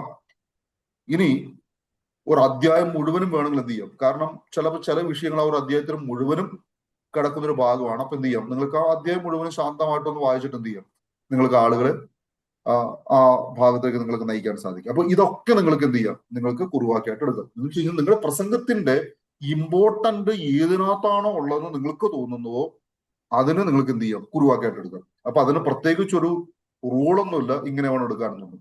അത് നിങ്ങൾക്ക് മനസ്സിലാകുന്ന രീതിയിൽ നിങ്ങൾ എടുക്കുക. അപ്പൊ നിങ്ങൾ ഇതിനെ തയ്യാറാക്കുമ്പോഴാണ് ഇതിനകത്ത് എന്തൊക്കെയാണ് നിങ്ങൾക്ക് ആവശ്യമുള്ളതെന്നുള്ളത് നിങ്ങൾക്ക് മനസ്സിലാവും. ചിലപ്പോൾ നിങ്ങൾക്ക് അത് മുഴുവനും ഒറ്റ വാക്കിൽ ചിലപ്പോൾ ചുരുക്കാൻ പറ്റുന്ന രീതിയിലുള്ള നല്ലൊരു കുറുവാക്യം ചിലപ്പോൾ നിങ്ങൾ പ്രസംഗം മുഴുവനും തയ്യാറാക്കി വരുമ്പോൾ നിങ്ങൾക്ക് ചിലപ്പോൾ അതിൽ നിന്ന് ലഭിക്കാൻ സാധ്യതയുണ്ട്. ഞാൻ ഈ പറയുന്ന കാര്യങ്ങൾ ഇച്ചിരി ഫാസ്റ്റ് ആണെങ്കിലും നിങ്ങൾക്ക് ഉൾക്കൊള്ളാൻ ബുദ്ധിമുട്ടുള്ള കാര്യങ്ങളല്ലല്ലോ, അല്ലെ? ഒന്ന് പറഞ്ഞു, ഒന്ന് പ്രതികരിച്ച്. മനസ്സിലാവുന്നുണ്ട്. ഓക്കെ, ഞാൻ ഇച്ചിരി ഫാസ്റ്റ് ആയിട്ടാണ് പോകുന്നത്. കാരണം എന്ന് വെച്ച് കഴിഞ്ഞാൽ ഇപ്പൊ ഈ ദിവസങ്ങളിൽ നിങ്ങളുടെ പ്രസംഗങ്ങൾ നടന്നുകൊണ്ടിരിക്കുന്നതാണ് ഇത്ര ഫാസ്റ്റ് ആയിട്ട് ഞാൻ പോകുന്നത്. എല്ലാ ആഴ്ചയും നമുക്ക് ഇങ്ങനെയുള്ള അവസരം കിട്ടിയെന്ന് വരത്തില്ല. അപ്പൊ അതുകൊണ്ടാണ്. അടുത്ത ഭാഗം എന്ന് പറഞ്ഞത് നമ്മുടെ ഈ കുറുവാക്യം, ഇത് ശ്രോതാക്കളുടെ മനസ്സിൽ ഈ കുറുവാക്യം ഉറച്ചു നിൽക്കുന്നതായിരിക്കും. അപ്പോ ആ നിലയിൽ നിങ്ങൾ കുറുവാക്യത്തെ എടുക്കുക. അതായത് പ്രസംഗത്തിന്റെ തുടക്കത്തിൽ നിങ്ങൾ എന്താണോ വായിക്കുന്നത് ആ വാക്യത്തെയാണ് കുറുവാക്യം എന്ന് പറയുന്നത്. അപ്പോൾ തന്നെ നിങ്ങളുടെ പ്രസംഗത്തിന്റെ ഇനി മുമ്പോട്ടുള്ള എല്ലാ കാര്യങ്ങളും ഈ ഒരു കുറുവാക്യത്തിൽ നിൽക്കുന്ന ഒന്നാണ്. എന്ന് പറഞ്ഞൊരു ബിൽഡിങ്ങിന്റെ ഫൗണ്ടേഷൻ റോക്ക് എന്ന് പറഞ്ഞ പോലെയാണ് ഈ കുറുവാക്യം നിൽക്കുന്നത്. അതുകൊണ്ട് തന്നെ ആ കുറുവാക്യത്തിന് അതിൻ്റെതാകുന്ന ഒരു ആധികാരികതയുണ്ട്. ആ വിഷയത്തെ മുഴുവനും ഉൾക്കൊള്ളുന്ന ആ ഒരു പ്രത്യേക പദമാണ് കുറുവാക്യം എന്ന് പറയുന്നത്. അപ്പോൾ തന്നെ അത് ദൈവവചനത്തിന്റെ മാർമിക സത്യങ്ങളെ ആഴത്തിൽ വേരൂന്നി നിൽക്കുന്ന ഒരു ഇമ്പോർട്ടന്റ് ആയിട്ടുള്ള ഒരു വാക്കാണ് ഈ കുറുവാക്യം എന്ന് പറയുന്നത്. അപ്പൊ അതുകൊണ്ട് ആ കുറുവാക്യം നിങ്ങളുടെ പ്രസംഗത്തിന്റെ ഓരോ സമയങ്ങളിലും അതിനോട് നിങ്ങൾ വിശ്വാസത പുലർത്തിക്കൊണ്ട് വേണം നിങ്ങളുടെ പ്രസംഗം മുമ്പോട്ട് പോകാൻ. കാരണം ആളുകളുടെ ഉള്ളിൽ അത് ഇങ്ങനെ നിൽക്കണം. അതുകൊണ്ട് ആ നിലയിൽ തന്നെ നിങ്ങൾ കുറുവാക്യത്തെ ആദ്യം തന്നെ നിങ്ങൾ എടുക്കുക. അപ്പോ ഇനി ഈ കുറുവാക്യം നിങ്ങൾ എടുക്കുമ്പോൾ അത് ഈ കുറുവാക്യം എന്ന് വെച്ചാൽ പ്രസംഗകനെ പ്രസംഗത്തിൽ ഉറപ്പിച്ചു നിർത്തുന്ന അതാണ് കുറുവാക്യം. അത് പ്രസംഗത്തിന്റെ വേരാണ് എന്നൊക്കെ നമുക്ക് പറയാൻ പറ്റും. ഓക്കെ, ഇനി ശ്രോതാക്കളെ നമ്മൾ എന്ത് ചെയ്യുക, തുടർന്നുള്ള ചിന്തയിലേക്ക്, തുടർന്നുള്ള വിഷയങ്ങളിലേക്ക് നമ്മൾ എന്ത് ചെയ്യുക, അവരെ നമ്മൾ നയിക്കുക. അപ്പൊ അങ്ങനെ നയിക്കുമ്പോൾ കുറുവാക്യം തിരഞ്ഞെടുക്കുമ്പോൾ നമ്മൾ പല കാര്യങ്ങൾ ശ്രദ്ധിക്കും. ഈ കാര്യങ്ങൾ നിങ്ങൾ എന്ത് ചെയ്യുക, നോട്ട് ചെയ്യുക, അല്ലെങ്കിൽ ഇത് ഈ സ്ക്രീൻ കംപ്ലീറ്റ് ചെയ്യുമ്പോൾ നിങ്ങൾ സ്ക്രീൻഷോട്ട് എടുക്കുക. അപ്പോ കുറുവാക്യം തിരഞ്ഞെടുക്കുമ്പോൾ ശ്രദ്ധിക്കേണ്ട കാര്യങ്ങൾ എന്ന് പറഞ്ഞു കഴിഞ്ഞാൽ ഈ കുറുവാക്യത്തിൽ പൂർണ്ണ ആശയങ്ങൾ ഉൾക്കൊണ്ടിട്ടുണ്ടോ, ഇതെന്ത് ചെയ്യുക, ഇത് നിങ്ങൾ മനസ്സിലാക്കുക. കാരണം ഞങ്ങളിപ്പോൾ കുറുവാക്യമായിട്ട് എടുത്തിരിക്കുന്ന, അല്ലെങ്കിൽ ഞാനിപ്പോൾ കുറുവാക്യമായിട്ട് എടുത്തിരിക്കുന്ന ഈ ഭാഗ്യത്തില് എന്റെ പ്രസംഗത്തിന്റെ എല്ലാ ആശയങ്ങളും അതിനകത്ത് വന്നിട്ടുണ്ടോ, എന്ത് ചെയ്യുക, അത് നമ്മൾ എന്ത് ചെയ്യുക, മനസ്സിലാക്കുക. അടുത്ത കാര്യം, ഇപ്പോ പ്രാപ്യമല്ലാത്ത വിഷയങ്ങൾ എന്ന് വെച്ചാൽ ബോധ്യമല്ലാത്ത വിഷയങ്ങൾ, നമുക്ക് അതിനെ കുറിച്ചിട്ട് യാതൊരു ധാരണയില്ല. പക്ഷെ വാക്യം വായിച്ചാൽ നമുക്ക് വലിയ സന്തോഷം തോന്നി, എന്നാൽ പിന്നെ അതങ്ങ് എടുത്തേക്കാൻ പ്രസംഗിച്ചേക്കാന്ന് അങ്ങനെ തോന്നരുത്. നമുക്ക് പൂർണ്ണമായി ബോധ്യമുള്ള കാര്യങ്ങളെ മാത്രം നമ്മൾ കുറുവാക്കിയായിട്ട് എടുക്കുക. അടുത്ത മെയിൻ ഇമ്പോർട്ടന്റ് ആണ്, ജീവിതത്തിൽ ഒരിക്കൽ പോലും ഉപയോഗിച്ചിട്ടില്ലാത്ത, നമ്മുടെ പ്രവൃത്തിയിൽ കൂടെ ഒരിക്കൽ പോലും വെളിപ്പെടാത്തൊരു വിഷയം പ്രസംഗിക്കാൻ വേണ്ടി തുനിയരുത്. കാരണം പിശാച് അവിടെ അവകാശം പറയും. നമ്മൾ ഇനി എത്ര നല്ല പ്രസംഗം ഉണ്ടാക്കിയാലും നമ്മുടെ പ്രസംഗം അവിടെ ചെയ്യും, ചീറ്റിപ്പോകും. കാരണം നമ്മൾ രാഷ്ട്രീയ പ്രസംഗനല്ലാത്തതുകൊണ്ടാണ്. രാഷ്ട്രീയ പ്രസംഗന് എന്തും പറയാം, അല്ലെ? അണികളെ ഒന്ന് സന്തോഷിപ്പിച്ചാൽ മാത്രം മതി, കേൾക്കുന്ന ജനത്തിന് ഉത്തേജനം കൊടുത്താൽ മാത്രം മതി. പക്ഷെ നമ്മൾ അങ്ങനെയല്ല, നമ്മുടെ പ്രസംഗത്തിന്റെ നേരെ ശക്തമായ വെല്ലുവിളിയുണ്ട്. അപ്പൊ അതുകൊണ്ട് നമ്മൾ എന്ത് ചെയ്യുക, നമ്മുടെ ജീവിതത്തിൽ പ്രായോഗികമല്ലാത്തൊരു വിഷയത്തെയും പ്രസംഗിക്കാൻ എടുക്കരുത്. അടുത്ത കാര്യം, നമ്മുടെ ശ്രോതാക്കൾ എങ്ങനെയുള്ള ആൾക്കാരാണെന്ന് കൂടി വരും. അതുകൂടി നോക്കിയിട്ട് വേണം നിങ്ങൾ ആ കുറിവാക്കി എടുക്കാൻ വേണ്ടി. അപ്പോൾ നമ്മളിപ്പോ മിസ്ബയിലുള്ള നമ്മുടെ സ്റ്റുഡൻസിനെ മധ്യമാണ് പ്രസംഗിക്കുന്നെങ്കിൽ നിങ്ങളുടെ മുമ്പിലിരിക്കുന്ന സ്റ്റുഡൻസ് എങ്ങനെയുള്ളവരാണെന്ന് നിങ്ങൾക്കൊരു ബോധ്യം വേണം. എങ്കിലേ നിങ്ങൾക്ക് എന്ത് ചെയ്യാൻ പറ്റുള്ളൂ, ആ ഒരു കുറിവാക്യത്തെ നിങ്ങൾക്ക് ആ നിലയിൽ എടുക്കാൻ പറ്റത്തുള്ളൂ. അപ്പൊ അതുകൊണ്ട് ശ്രോതാക്കളെ കുറിച്ചിട്ടുള്ള പൂർണ്ണമായ ധാരണ നമുക്ക് വേണം. കാരണം നമ്മളിപ്പോ ഒരു പ്രസംഗത്തിന് മുൻകൂട്ടി വിളിക്കുകയാണെങ്കിൽ, ഒരു സഭയിലേക്കോ ഒരു മീറ്റിംഗിലേക്കോ വിളിക്കുകയാണെങ്കിൽ നമുക്ക് ഏതാണ്ട് ആ പശ്ചാത്തലം നമുക്കറിയാം. അപ്പൊ അതുകൊണ്ട് ചിലപ്പോൾ പെട്ടെന്ന് തന്നെ നമുക്ക് പ്രസംഗിക്കേണ്ടി വരും. അതിനകത്ത് കുഴപ്പമില്ല, നിങ്ങൾ കാര്യങ്ങൾ വളരെ ശ്രദ്ധിച്ച് ചെയ്യുക. പക്ഷെ നിങ്ങൾക്കൊരു അവസരം ലഭിച്ചിട്ട് ഇന്ന ദിവസം നിങ്ങൾ പ്രസംഗിക്കണം എന്ന് നിങ്ങളോട് പറഞ്ഞിട്ടുണ്ടെങ്കിൽ നിങ്ങൾക്ക് ആ സിറ്റുവേഷൻ നിങ്ങൾക്ക് വ്യക്തമായിട്ട് അറിയാം. അപ്പൊ അതിനു വേണ്ടി നിങ്ങൾ വ്യക്തമായിട്ട് ഒരുങ്ങി മനസ്സിലാക്കി വേണം ചെയ്യാൻ അവിടെ കുറിവാക്യം നിങ്ങൾ എടുക്കാൻ വേണ്ടി. ഇനി കുറിവാക്യത്തിന്റെ വ്യാഖ്യാനം, ഇവിടെയാണ് നമുക്ക് എപ്പോഴും തെറ്റുപറ്റുക. നമ്മൾ മനസ്സിലാക്കേണ്ടത് പരിശുദ്ധാത്മാവ് സ്വയമായി തന്നെ വചനത്തിന് ഒരു വ്യാഖ്യാനം കൊടുത്തിട്ടുണ്ട്. ആ വ്യാഖ്യാനം മാത്രമായിരിക്കണം നമ്മളും കൊടുക്കേണ്ടുന്ന വ്യാഖ്യാനം. കാരണം നിങ്ങൾ അധ്യായം മുഴുവനും വായിച്ചു നോക്കിയാൽ നിങ്ങൾക്ക് ആ വിഷയം മനസ്സിലാകും. ഇന്ന കാര്യത്തെ കുറിച്ചിട്ടാണ് അവിടെ പറഞ്ഞിട്ടുള്ളത്. കാരണം അതിന് ബന്ധമില്ലാത്ത ഒരു കാര്യം കാണത്തില്ല, അല്ലെ? നമ്മൾ വായിച്ചിട്ടില്ലേ യഹോവയുടെ പുസ്തകത്തിൽ അന്വേഷിച്ച് നോക്കുവാൻ, അതിന് ഇണയില്ലാത്തൊരു കാര്യം ഇല്ല അവിടെ. കാരണം പരസ്പരം ഇണ ചേർന്നതാണ് ദൈവത്തിന്റെ വചനം. നമുക്ക് കണ്ടെത്താൻ പറ്റുന്നില്ല എന്നുള്ള ബുദ്ധിമുട്ടേ ഉള്ളൂ. പക്ഷെ നമ്മൾ അന്വേഷിച്ചാൽ നമുക്ക് കണ്ടെത്താൻ സാധിക്കും. അപ്പൊ അതുകൊണ്ട് പരിശുദ്ധാത്മാവ് നിശ്ചയമായിട്ടും ഏത് വിഷയത്തിനും ഒരു വ്യാഖ്യാനം തന്നിട്ടുണ്ട്. ആ വ്യാഖ്യാനത്തിൽ തന്നെ എന്ത് ചെയ്യുക, നമ്മൾ നിൽക്കാൻ വേണ്ടി ശ്രദ്ധിക്കുക. അപ്പോ അങ്ങനെ മനസ്സിലാക്കി നമ്മൾ കുറിവാക്യത്തെ വ്യാഖ്യാനിച്ചു കഴിഞ്ഞാൽ നമുക്ക് എന്ത് ചെയ്യാം, ആ വേദഭാഗത്തിൽ എഴുത്തുകാരൻ എന്താണോ പറയാൻ ആഗ്രഹിച്ചത് ആ കാര്യത്തെ കണ്ടെത്തി അതിനെ ആധികാരികമായിട്ട് പറയാൻ നമുക്ക് സാധിക്കും. നമ്മൾ ഇത്ര ചെയ്യുന്നുള്ളൂ. നമ്മൾ എഴുത്തുകാരൻ എന്താണ് ഉദ്ദേശിച്ചത്, അല്ലെങ്കിൽ പരിശുദ്ധാത്മാവ് എന്താണ് ഉദ്ദേശിച്ചത്, അതിനെ നമ്മൾ മനസ്സിലാക്കിയിട്ട് അതിനെ മറ്റുള്ളവർക്ക് മനസ്സിലാക്കി കൊടുക്കാൻ പറ്റുന്ന ആധികാരികമായ മറ്റു കാര്യങ്ങളോട് ചേർത്ത് വെച്ചിട്ട് ആളുകളെ മനസ്സിലാക്കി കൊടുക്കുന്നവരാണ് നമ്മൾ. അപ്പൊ നമ്മുടെ പ്രസംഗത്തില് അതിനെന്ത് ചെയ്യുക, പരിശുദ്ധാത്മാവ് പറയാത്ത ഒരു വ്യാഖ്യാനത്തിലേക്ക് നമ്മൾ പോകാതിരിക്കും. അത് വളരെ ഇമ്പോർട്ടന്റ് ആണ്. അടുത്ത കാര്യം എന്ന് പറഞ്ഞു കഴിഞ്ഞാൽ കുറിവാക്യത്തിനൊരു ഭാഷ്യമുണ്ട്. ആ കുറിവാക്യത്തിൽ തന്നെ ഒരു പ്രഭാഷണമുണ്ട്, അല്ലെ? അതിൽ തന്നെ അന്തർലീനമായ ഒരു മുത്തുണ്ട്, അല്ലെ? നമ്മളെടുത്ത കുറിവാക്യത്തിൽ തന്നെ ഒരു മുത്തുണ്ട്. നമ്മൾ സാധാരണ പറയുന്ന വാക്ക് വെച്ച് പറയുകയാണെങ്കിൽ അതിനകത്തൊരു ദൂതുണ്ട്. ആ ദൂതിനെയാണ് നമ്മൾ ദൈവിക രഹസ്യം എന്ന് പറയുന്നത്. അപ്പോൾ ആ രഹസ്യത്തെ നമ്മൾ കണ്ടെത്തിയിട്ട് അതിനെ വേണം നമ്മൾ വ്യാഖ്യാനിക്കാൻ. അപ്പോ അതിനെ കണ്ടെത്തിയിട്ട് വ്യാഖ്യാനിക്കുമ്പോഴാണ് അത് വളരെ എന്ത് ചെയ്യുന്നത്, വളരെ അത്ഭുതമായിട്ട് നമ്മുടെ മുമ്പിലുള്ള ആളുകൾക്ക് വെളിപ്പെട്ട് കിട്ടുന്നത്. അപ്പൊ അതുകൊണ്ട് നമ്മുടെ പ്രഭാഷണത്തില് വേദഭാഗത്ത് നിന്ന് ലഭിച്ച ആ ദൈവിക രഹസ്യത്തെ ദൈവം ആഗ്രഹിക്കുന്ന, പരിശുദ്ധാത്മാവ് ആഗ്രഹിക്കുന്ന രീതിയിൽ തന്നെ അതിനെ അവതരിപ്പിച്ച് അതിന്റെ ഭാഷ്യം മനസ്സിലാക്കി അത് മനസ്സിലാക്കുന്നുള്ള വ്യാഖ്യാതയുടെ ഒരു പ്രവൃത്തിയാണ്.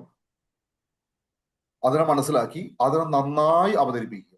അപ്പോഴാണ് അതിൽ അന്തർലീനമായിരിക്കുന്ന ദൈവവചന രഹസ്യങ്ങൾ ശ്രോതാക്കളുടെ ഉള്ളിലേക്ക് ഇങ്ങനെ മറനീക്കി അവരുടെ ഉള്ളിലേക്ക്, അവരുടെ ഹൃദയങ്ങളിലേക്ക് ഇങ്ങനെ ഇറങ്ങി ചെല്ലുക. അപ്പൊ അങ്ങനെ ചെയ്യുമ്പോൾ അതെന്ത് ചെയ്യും, അത് ഹൃദയത്തിലേക്ക് ആഴത്തിൽ ഇറങ്ങുമ്പോൾ തന്നെ ഇന്ദ്രിയ അവബോധം വരുത്തും. ഇന്ദ്രിയ അവബോധം വരുത്തുക എന്ന് വെച്ച് കഴിഞ്ഞാൽ അവർക്ക് അതിനെ ഫീൽ ചെയ്യാൻ പറ്റും നിങ്ങൾ പറയുന്ന കാര്യത്തിൽ. അപ്പോ അത് നിങ്ങൾക്ക് എന്ത് ചെയ്യാം, പ്രാർത്ഥനയിലൂടെയും അറിവിലൂടെയും ബോധ്യത്തിലൂടെയും നിങ്ങൾക്ക് അതിനെ മനസ്സിലാക്കാൻ പറ്റും. അപ്പൊ അതുകൊണ്ട് കുറിവാക്യാനം വ്യാഖ്യാനിക്കുമ്പോൾ വ്യാഖ്യാന നിയമങ്ങളെ മനസ്സിലാക്കുക. അതാണ് നമ്മളോട് കാണുന്നത് ഹെർമനൂട്ടിക്സ് എന്ന് പറയുന്ന ഒരു ഗ്രീക്ക് പദം. അപ്പോ ഈ ഹെർമനൂട്ടിക്സ് എന്ന് പറഞ്ഞു കഴിഞ്ഞാൽ വ്യാഖ്യാന ശാസ്ത്രം എന്നുള്ളതാണ് അതിന് നമുക്ക് മലയാളത്തിൽ കിട്ടുന്ന അതിന്റെ അർത്ഥം. അപ്പോ വ്യാഖ്യാനത്തിന് നിയമങ്ങളുണ്ട്.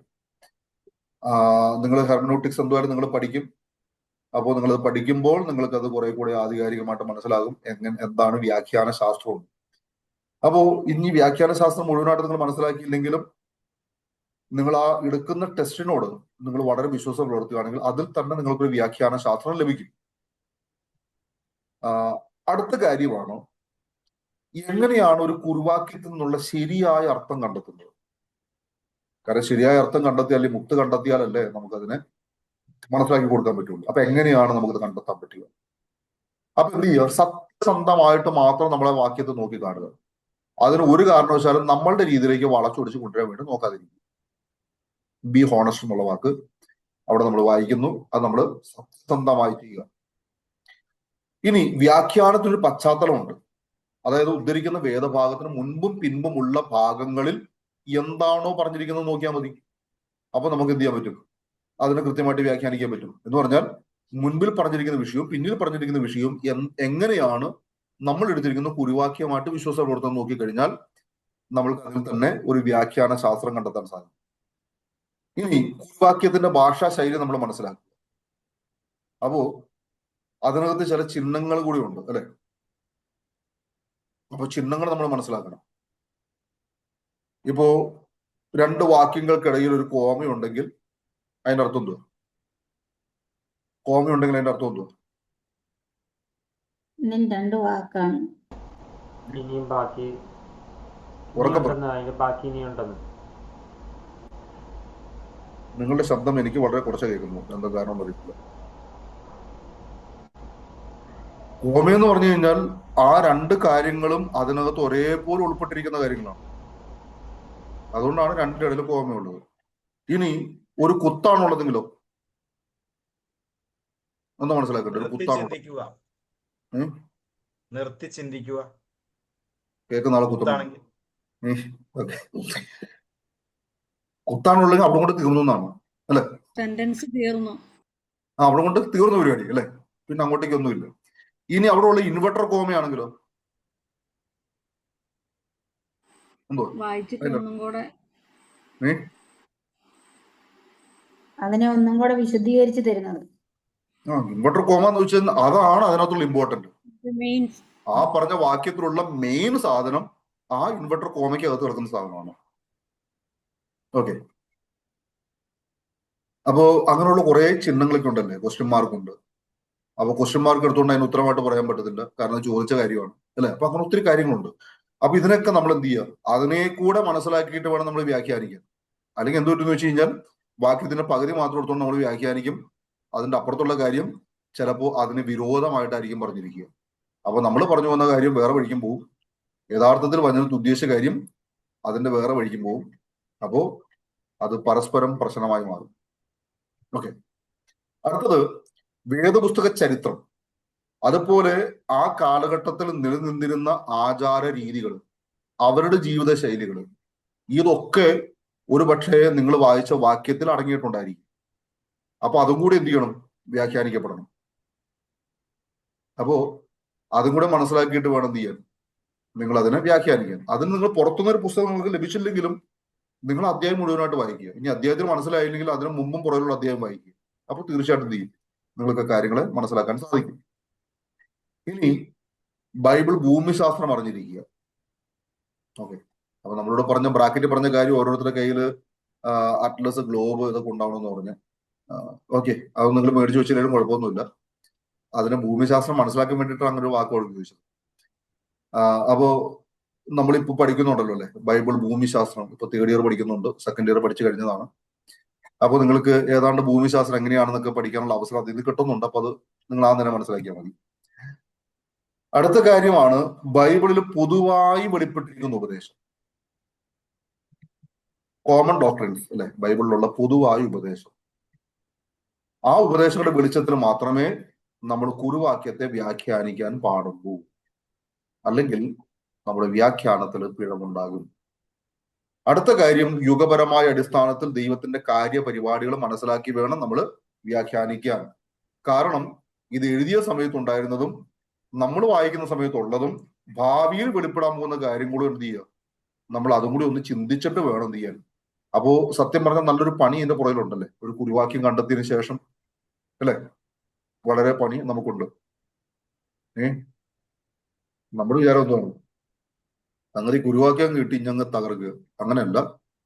അതിനെ വെച്ചുകൊണ്ട് നമ്മൾ തയ്യാറാക്കേണ്ടുന്ന ഒത്തിരി കാര്യങ്ങളുണ്ട് അല്ലെ.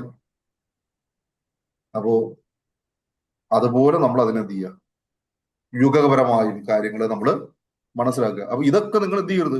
ഇപ്പൊ ഞാൻ ഈ പറഞ്ഞുകൊണ്ട് നിങ്ങൾ ഇതിന് ഓരോ നിങ്ങളുടെ പ്രസംഗത്തിന്റെ ഇടയിൽ ഇത് സത്യസന്ധമായ വ്യാഖ്യാനം ഇങ്ങനെയാണ് അങ്ങനെയൊന്നും പറയാൻ പോരുത്, യുഗപരമായ ഇത് ഇങ്ങനെയാണ് അങ്ങനെയൊന്നും പറയണ്ട. നിങ്ങൾ പറയുന്ന കൂട്ടത്തിൽ അത് ഉണ്ടായിരുന്നാൽ മതി. ഇപ്പൊ ചെറിയ ആൾക്കാർ ഞാനിത് പറഞ്ഞുകൊണ്ട് അവരെന്ത് ചെയ്യും, എന്റെ കുറിവാക്യം ഇന്നതാണ്, എന്റെ വ്യാഖ്യാനം ഇന്നതാണ്, എന്റെ മധ്യഭാഗ്യം, അതിന്റെ ഒന്നും ആവശ്യമില്ല. ചില ആൾക്കാർ അങ്ങനെയൊക്കെ ചെയ്യുന്നുണ്ട്, അതൊക്കെ വിവരക്കേടാണ്, ഒരിക്കലും ചെയ്യരുത്. ഇതൊക്കെ നിങ്ങൾ പറയുന്ന കൂട്ടത്തിൽ കേൾക്കുന്ന ആൾക്ക് മനസ്സിലാകുന്നതൊക്കെ അതിനകത്ത് ഉണ്ടായിരുന്നു എന്നുള്ളത്, അതിനാണ് കാര്യം. അപ്പൊ അവർക്ക് ഇനി മനസ്സിലാകാതെ പോയാലോ എന്ന് വിചാരിച്ചിട്ട് ഞാൻ എന്ത് ചെയ്യാം, എന്റെ ഉപസംഹാരം ഇങ്ങനെയാണെന്നൊക്കെ പറഞ്ഞിട്ട് പ്രസംഗിച്ചു കഴിഞ്ഞാൽ അതൊക്കെ വലിയ പ്രയാസം ഉണ്ടാക്കും. ഞാനത് പറഞ്ഞെന്താന്ന് വെച്ചാൽ ചില ആൾക്കാരുടെ പ്രസംഗത്തിൽ ഞാനത് കണ്ടു. ആരുടെയാണെന്ന് ഞാൻ പറയുന്നില്ല, അങ്ങനെ കണ്ടതുകൊണ്ടാണ് ഞാൻ പറയുന്നത്. അപ്പൊ ഒരിക്കലും എന്ത് ചെയ്യരുത്, അങ്ങനൊന്നും ചെയ്യാതിരിക്കുക. ഇനി ഇതൊക്കെ ഞാൻ പറയുന്നോണ്ട് ഞാൻ പ്രസംഗിക്കുന്ന സമയത്ത് നിങ്ങൾ ഒരു നോട്ട്ബുക്ക് എടുത്തുകൊണ്ട് എന്നെ അങ്ങോട്ട് ശരിയാക്കാൻ വിചാരിച്ചിട്ടും ചെയ്യരുത്. അങ്ങനെയൊന്നും വരാൻ ശ്രമിക്കാതിരിക്കുക. ഞാനും മാക്സിമം ഇതിനോടൊക്കെ വിശ്വാസം പുലർത്താൻ വേണ്ടി ശ്രമിക്കുന്നുണ്ട്. 100% നമുക്ക് എന്ത് ചെയ്യാൻ പറ്റത്തില്ല, നമ്മൾ ഈ കാര്യങ്ങൾ 100% ഒന്നും നമുക്ക് ചെയ്യാൻ പറ്റത്തില്ല. പക്ഷെ ചെയ്യാൻ പറ്റത്തില്ല എന്ന് പറഞ്ഞുകൊണ്ട് പറയാതിരുന്നാലോ അല്ലെ. ഇപ്പോൾ ബൈബിൾ പൂർണ്ണമായിട്ട് ഒരാൾക്ക് മനസ്സിലാക്കാൻ പറ്റത്തില്ല എന്നും പറഞ്ഞുകൊണ്ട് ബൈബിളിലുള്ള കുറെ കാര്യമൊക്കെ കീറി കളഞ്ഞിട്ട് ഇത്ര മാത്രം മതി എന്ന് പറഞ്ഞു കഴിഞ്ഞാൽ വല്ല കാര്യമുണ്ടോ? അപ്പോ നമ്മൾ അതിനെ നമുക്ക് തന്നിട്ടുള്ള സകല ഉപദേശങ്ങളെ നമ്മൾ മനസ്സിലാക്കുക, എല്ലാത്തിനും ഉൾക്കൊള്ളുക, എല്ലാത്തിനും ആചരിക്കാൻ വേണ്ടി ശ്രമിക്കുക. എവിടെങ്കിലൊക്കെ വീഴ്ച വന്നു കഴിഞ്ഞാൽ ഓക്കെ, ദൈവം നമുക്ക് തുണ നിൽക്കും എന്ന് നമ്മൾ മനസ്സിലാക്കുക. അപ്പോ അങ്ങനെ നിങ്ങളെ കാര്യങ്ങളെ ചെയ്യാൻ വേണ്ടി നിങ്ങൾ ശ്രദ്ധിക്കുക. അടുത്ത കാര്യമാണ് പ്രതിപാദ്യ വിഷയം. നമ്മളിപ്പോ ഈ പറഞ്ഞു വന്ന 6 കാര്യങ്ങളാണ് ഞാൻ പറയുന്നത്. അപ്പൊ അതിനെ നിങ്ങൾ അതിനെ ക്രോഡീകരിച്ചോണം. അപ്പൊ പ്രതിപാദ്യ വിഷയം എന്ന് പറഞ്ഞു കഴിഞ്ഞാൽ അതില് നിങ്ങൾ തെരഞ്ഞെടുത്ത കുറുവാക്യം, ആ കുറുവാക്യത്തിൽ നിങ്ങൾ എന്താണോ കണ്ടെത്തിയത് എന്ന് പറഞ്ഞാൽ മറ്റാർക്കും കണ്ടെത്താൻ കഴിയാത്ത ഒന്നിനെ അതിൽ നിന്ന് നിങ്ങൾ കണ്ടെത്തി. അതാണ് നിങ്ങളുടെ കുറുവാക്യത്തിലുള്ള പ്രതിപാദ്യ വിഷയം. അതാണ് നിങ്ങളുടെ പ്രസംഗ വിഷയം. അപ്പോ ഇത് നിങ്ങളുടെ പ്രസംഗത്തിന്റെ പ്രധാന വിഷയമാണ്. അപ്പൊ അതുകൊണ്ട് അതിനെ കൃത്യമായിട്ട് അവതരിപ്പിക്കുക, അതിനെ നല്ലൊരു പ്രഭാഷണമാക്കി മാറ്റുക, അതിന്റെ പൊരുള് മറ്റുള്ളവർക്ക് മനസ്സിലാക്കുന്ന നിലയിലേക്ക് മനസ്സിലാക്കി കൊടുക്കാൻ അതിനോട് ചേർക്കേണ്ടുന്ന ചേരുവകളെ ചേർക്കുക. എന്നിട്ട് ആ കണ്ടെത്തിയ മുത്തിനെ നഷ്ടപ്പെടുത്തിയിട്ട് വേറെ ഒന്നിലേക്ക് എന്ത് ചെയ്യരുത്, ആൾക്കാർ കൊണ്ടെത്തിക്കരുത്. കാരണം നിങ്ങൾ പറഞ്ഞു തുടങ്ങിയത് ആദാമിനെ കുറിച്ചാണെങ്കിലും ലാസ്റ്റ് അവസാനിച്ചു കഴിഞ്ഞപ്പോഴത്തേക്കും നോഹയിലാണ് സംഗതി തീർന്നത്. അപ്പോ ലാസ്റ്റ് ആൾക്കാർ ആകെ ആശയക്കുഴപ്പത്തിലായത് ആദാമിനെ കുറിച്ചാണ് പറഞ്ഞത്, നോഹയെ കുറിച്ചാണ് പറഞ്ഞെന്നുള്ളത് വലിയ കുഴപ്പത്തിലാകും. അപ്പൊ അതുകൊണ്ട് എന്ത് ചെയ്യുക, നിങ്ങൾ അതിൽ നിന്ന് എന്താണോ കണ്ടെത്തിയത് അതിനെ പൂർണ്ണമായി കൊടുക്കാനുള്ള ഉത്തരവാദിത്വം നിങ്ങൾക്കുണ്ട്. അതെന്ത് ചെയ്യുക, അതിൽ നിന്ന് ഒരിക്കലും മാറിപ്പോകാതിരിക്കാൻ വേണ്ടി ശ്രദ്ധിക്കുക. ഓക്കെ, അടുത്തതാണ് അവതാരിക. ഈ അവതാരിക എന്ന് പറഞ്ഞാൽ എങ്ങനെയാണ് അവതരിപ്പിക്കുക എന്നുള്ളതാണ്. ഞാൻ ജസ്റ്റ് ഇതെല്ലാം കൂടെ ഇങ്ങ് എടുത്തിട്ടേക്കാം, നിങ്ങൾ സ്ക്രീൻഷോട്ട് എടുക്കുകയാണെങ്കിൽ എടുത്തു. ഓക്കെ, ശരി. ഓക്കെ, അപ്പൊ അവതാരിക, അതായത് ഈ പ്രസംഗം എങ്ങനെയാണ് അവതരിപ്പിക്കുക, അതാണ് അവതാരിക കൊണ്ട് ഉദ്ദേശിക്കുന്നത്. ഈ അവതാരിക എന്ന് പറഞ്ഞാൽ അത് ശ്രോതാക്കളെ പ്രസംഗത്തിന്റെ ആ പ്രധാനമായ ഘടകത്തിലേക്ക് അവരെ കൊണ്ടു ചെല്ലുക. അത് മുഖാന്തരം പ്രസംഗകൻ എന്താണോ പ്രസംഗിക്കുന്നതെന്ന് അവർക്കും കൂടി ഒന്ന് മനസ്സിലാക്കാൻ വേണ്ടിയുള്ള അവസരം കൊടുക്കുക. ഓക്കെ, അപ്പോ അവരും കൂടെ നിങ്ങളുടെ പ്രസംഗത്തിന്റെ കൂടെ സഞ്ചരിക്കും. അപ്പൊ ആ നിലയിൽ അവരെയും കൂടെ ഒന്ന് കൈക്ക് പിടിച്ചു കൊണ്ടുപോകുന്ന പോലെയാണത്. അപ്പോ നമ്മൾ തിരഞ്ഞെടുത്ത വിഷയം എന്താണെന്നുള്ളത് ആളുകളുടെ ഒരു താല്പര്യം ഉണ്ടാക്കണം. അടുത്തെന്താണെന്നുള്ളൊരു ചിന്ത അവരെ ഭരിക്കണം. അപ്പൊ പ്രേക്ഷകരുടെ ശ്രദ്ധ നിങ്ങൾക്ക് കൃത്യമായിട്ട് കിട്ടുമ്പോൾ ആ വിഷയത്തെ അവരുടെ ഉള്ളിൽ തന്നെ ഒരു വലിയ സന്തോഷമായിട്ട് മാറും, അവരുടെ ഉള്ളിൽ ഒരു മതിപ്പായിട്ട് അത് മാറും. അങ്ങനെ അത് ചെയ്യുമ്പോൾ അപ്പൊ എപ്പോഴും നിങ്ങൾ ശ്രദ്ധിക്കുക, പ്രസംഗത്തിന്റെ ആദ്യത്തെ 5 മിനിറ്റ് എന്ന് പറഞ്ഞു കഴിഞ്ഞാൽ ഈ മതിപ്പുളവാക്കാനുള്ള സന്ദർഭമായിട്ട് മാറണം. അടുത്ത എന്താണ് എന്ന് ചിന്തിക്കാനുള്ള സാധനമായിട്ട് ഈ 5 മിനിറ്റ് നിങ്ങൾ മാറ്റി കഴിഞ്ഞാലുണ്ടോ, പിന്നെ നിങ്ങൾ മുമ്പോട്ട് എത്ര സമയം എടുത്താലും ആളുകൾക്ക് വലിയ സന്തോഷമായിട്ട് അത് കേൾക്കും. അപ്പോ അവതാരിക എന്ന് പറഞ്ഞു കഴിഞ്ഞാൽ നേരെ പ്രസംഗത്തിലോട്ട് അങ്ങ് കയറുകയാണ്, പിന്നെ അങ്ങ് അവതരണത്തിലോട്ട് അങ്ങ് പോവുകയാണ് നമ്മൾ. അപ്പോ ഈ പ്രസംഗ വിഷയത്തില് ഒരിക്കലും നിറവേറ്റാൻ പറ്റാത്ത ചില കാര്യങ്ങളുണ്ട്, ഒരിക്കലും നടക്കാത്ത ചില കാര്യങ്ങൾ. ആ സാധനം ഒന്നും എന്ത് ചെയ്യരുത്, നമ്മൾ പ്രസംഗത്തിൽ വെക്കാതിരിക്കുക. അപ്പോൾ തന്നെ അത് വളരെ ലളിതമായിട്ടും സാവകാശവും അപ്പോൾ തന്നെ വളരെ വ്യത്യസ്തമാകുന്ന ആശയങ്ങളിൽ കൂടെ ഒക്കെ നിങ്ങൾ യാത്ര ചെയ്തുകൊണ്ടിരിക്കുക. ഈ അവതാരിക ഒത്തിരി ദീർഘമാകരുത്. അവതാരിക എന്ന് പറഞ്ഞു കഴിഞ്ഞാൽ നിങ്ങൾ എടുത്ത കുറിവാക്യം മുമ്പോട്ട് എന്താണ് നിങ്ങൾ പറയാൻ ഉദ്ദേശിക്കുന്നത് ആ രണ്ടിന്റെ ഇടയ്ക്കുള്ള ഒരു സാധനമാണ് ഈ അവതാരിക.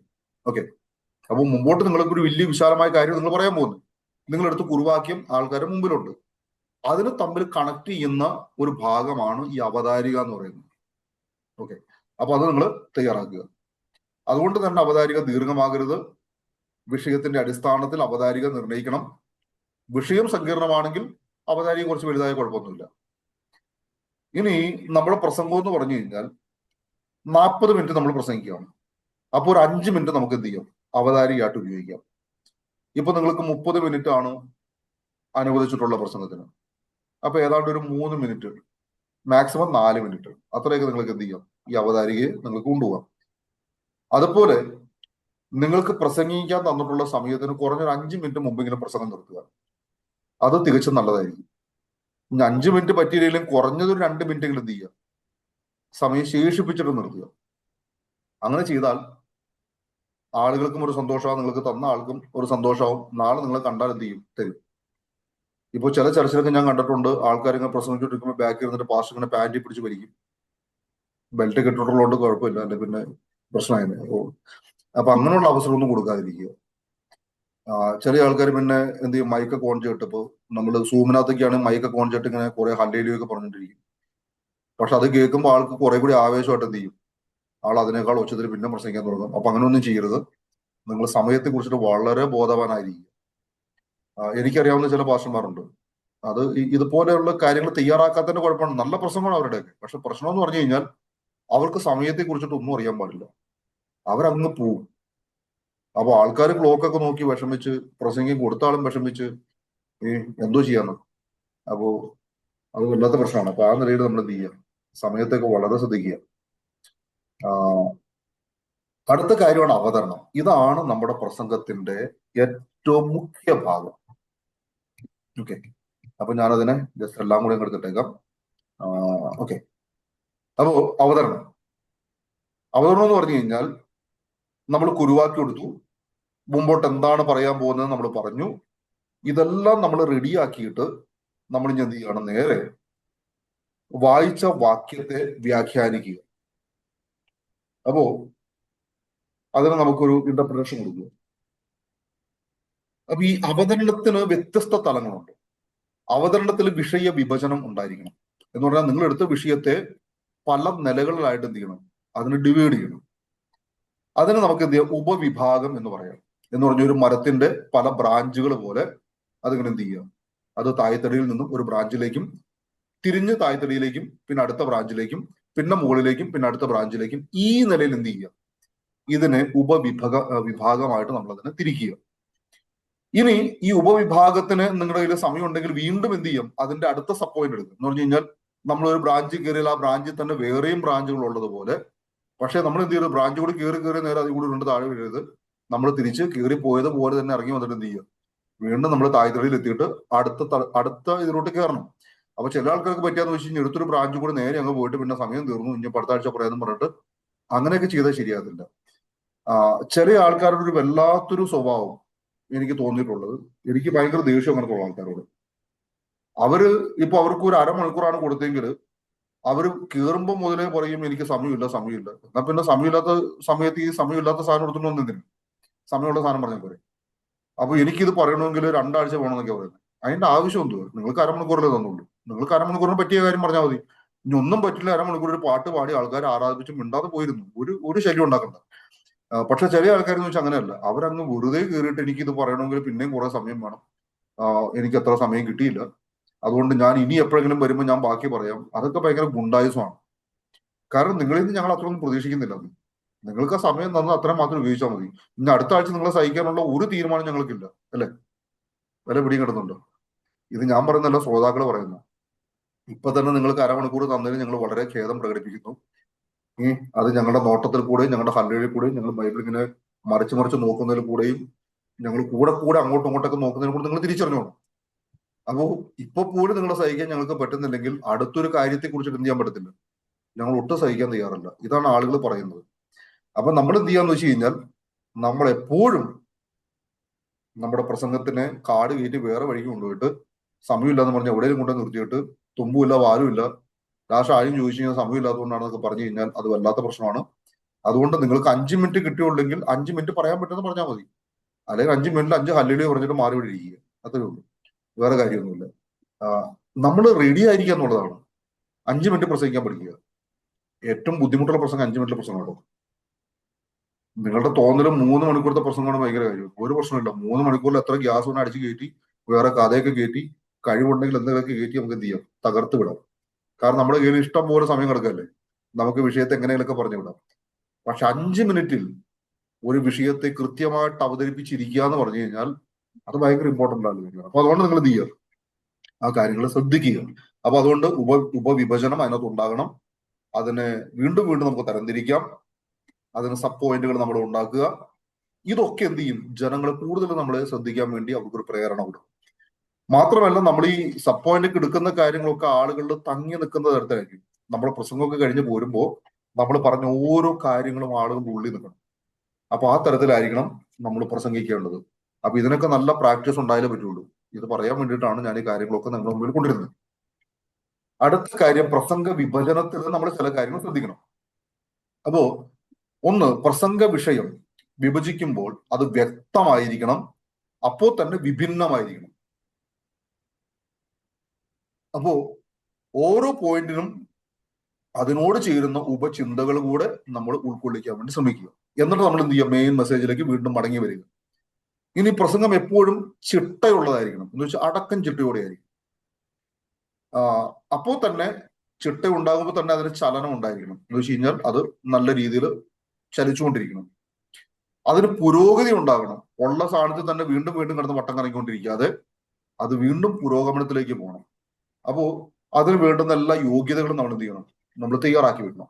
അപ്പോ കുറുവാക്യം, പ്രതിവാദി വിഷയവും അതിൽ അന്തർലീനമായിരിക്കുന്ന സകല സത്യങ്ങളും ഉൾക്കൊണ്ടുകൊണ്ടായിരിക്കണം നമ്മുടെ സബ് പോയിന്റുകളും അതിന്റെ സബ് പോയിന്റുകളും മുമ്പോട്ട് വരാൻ വേണ്ടിയിട്ട്. ഓക്കെ, ഈ പറഞ്ഞ കാര്യം മനസ്സിലായോ? എന്തുവാന്നുള്ളത് ഇപ്പൊ പറഞ്ഞ കാര്യം മനസ്സിലായോ? മനസ്സിലായി. ഇപ്പൊ മനസ്സിലായി. ഓരോ ദിവസവും നിങ്ങൾക്ക് പ്രസംഗിക്കാൻ തരുന്നതിന് മുമ്പ് ഒന്നുകൂടി ക്ലാസ് ഇട്ട് വന്നു കഴിഞ്ഞാൽ അല്ലെ നല്ലതായിരിക്കും.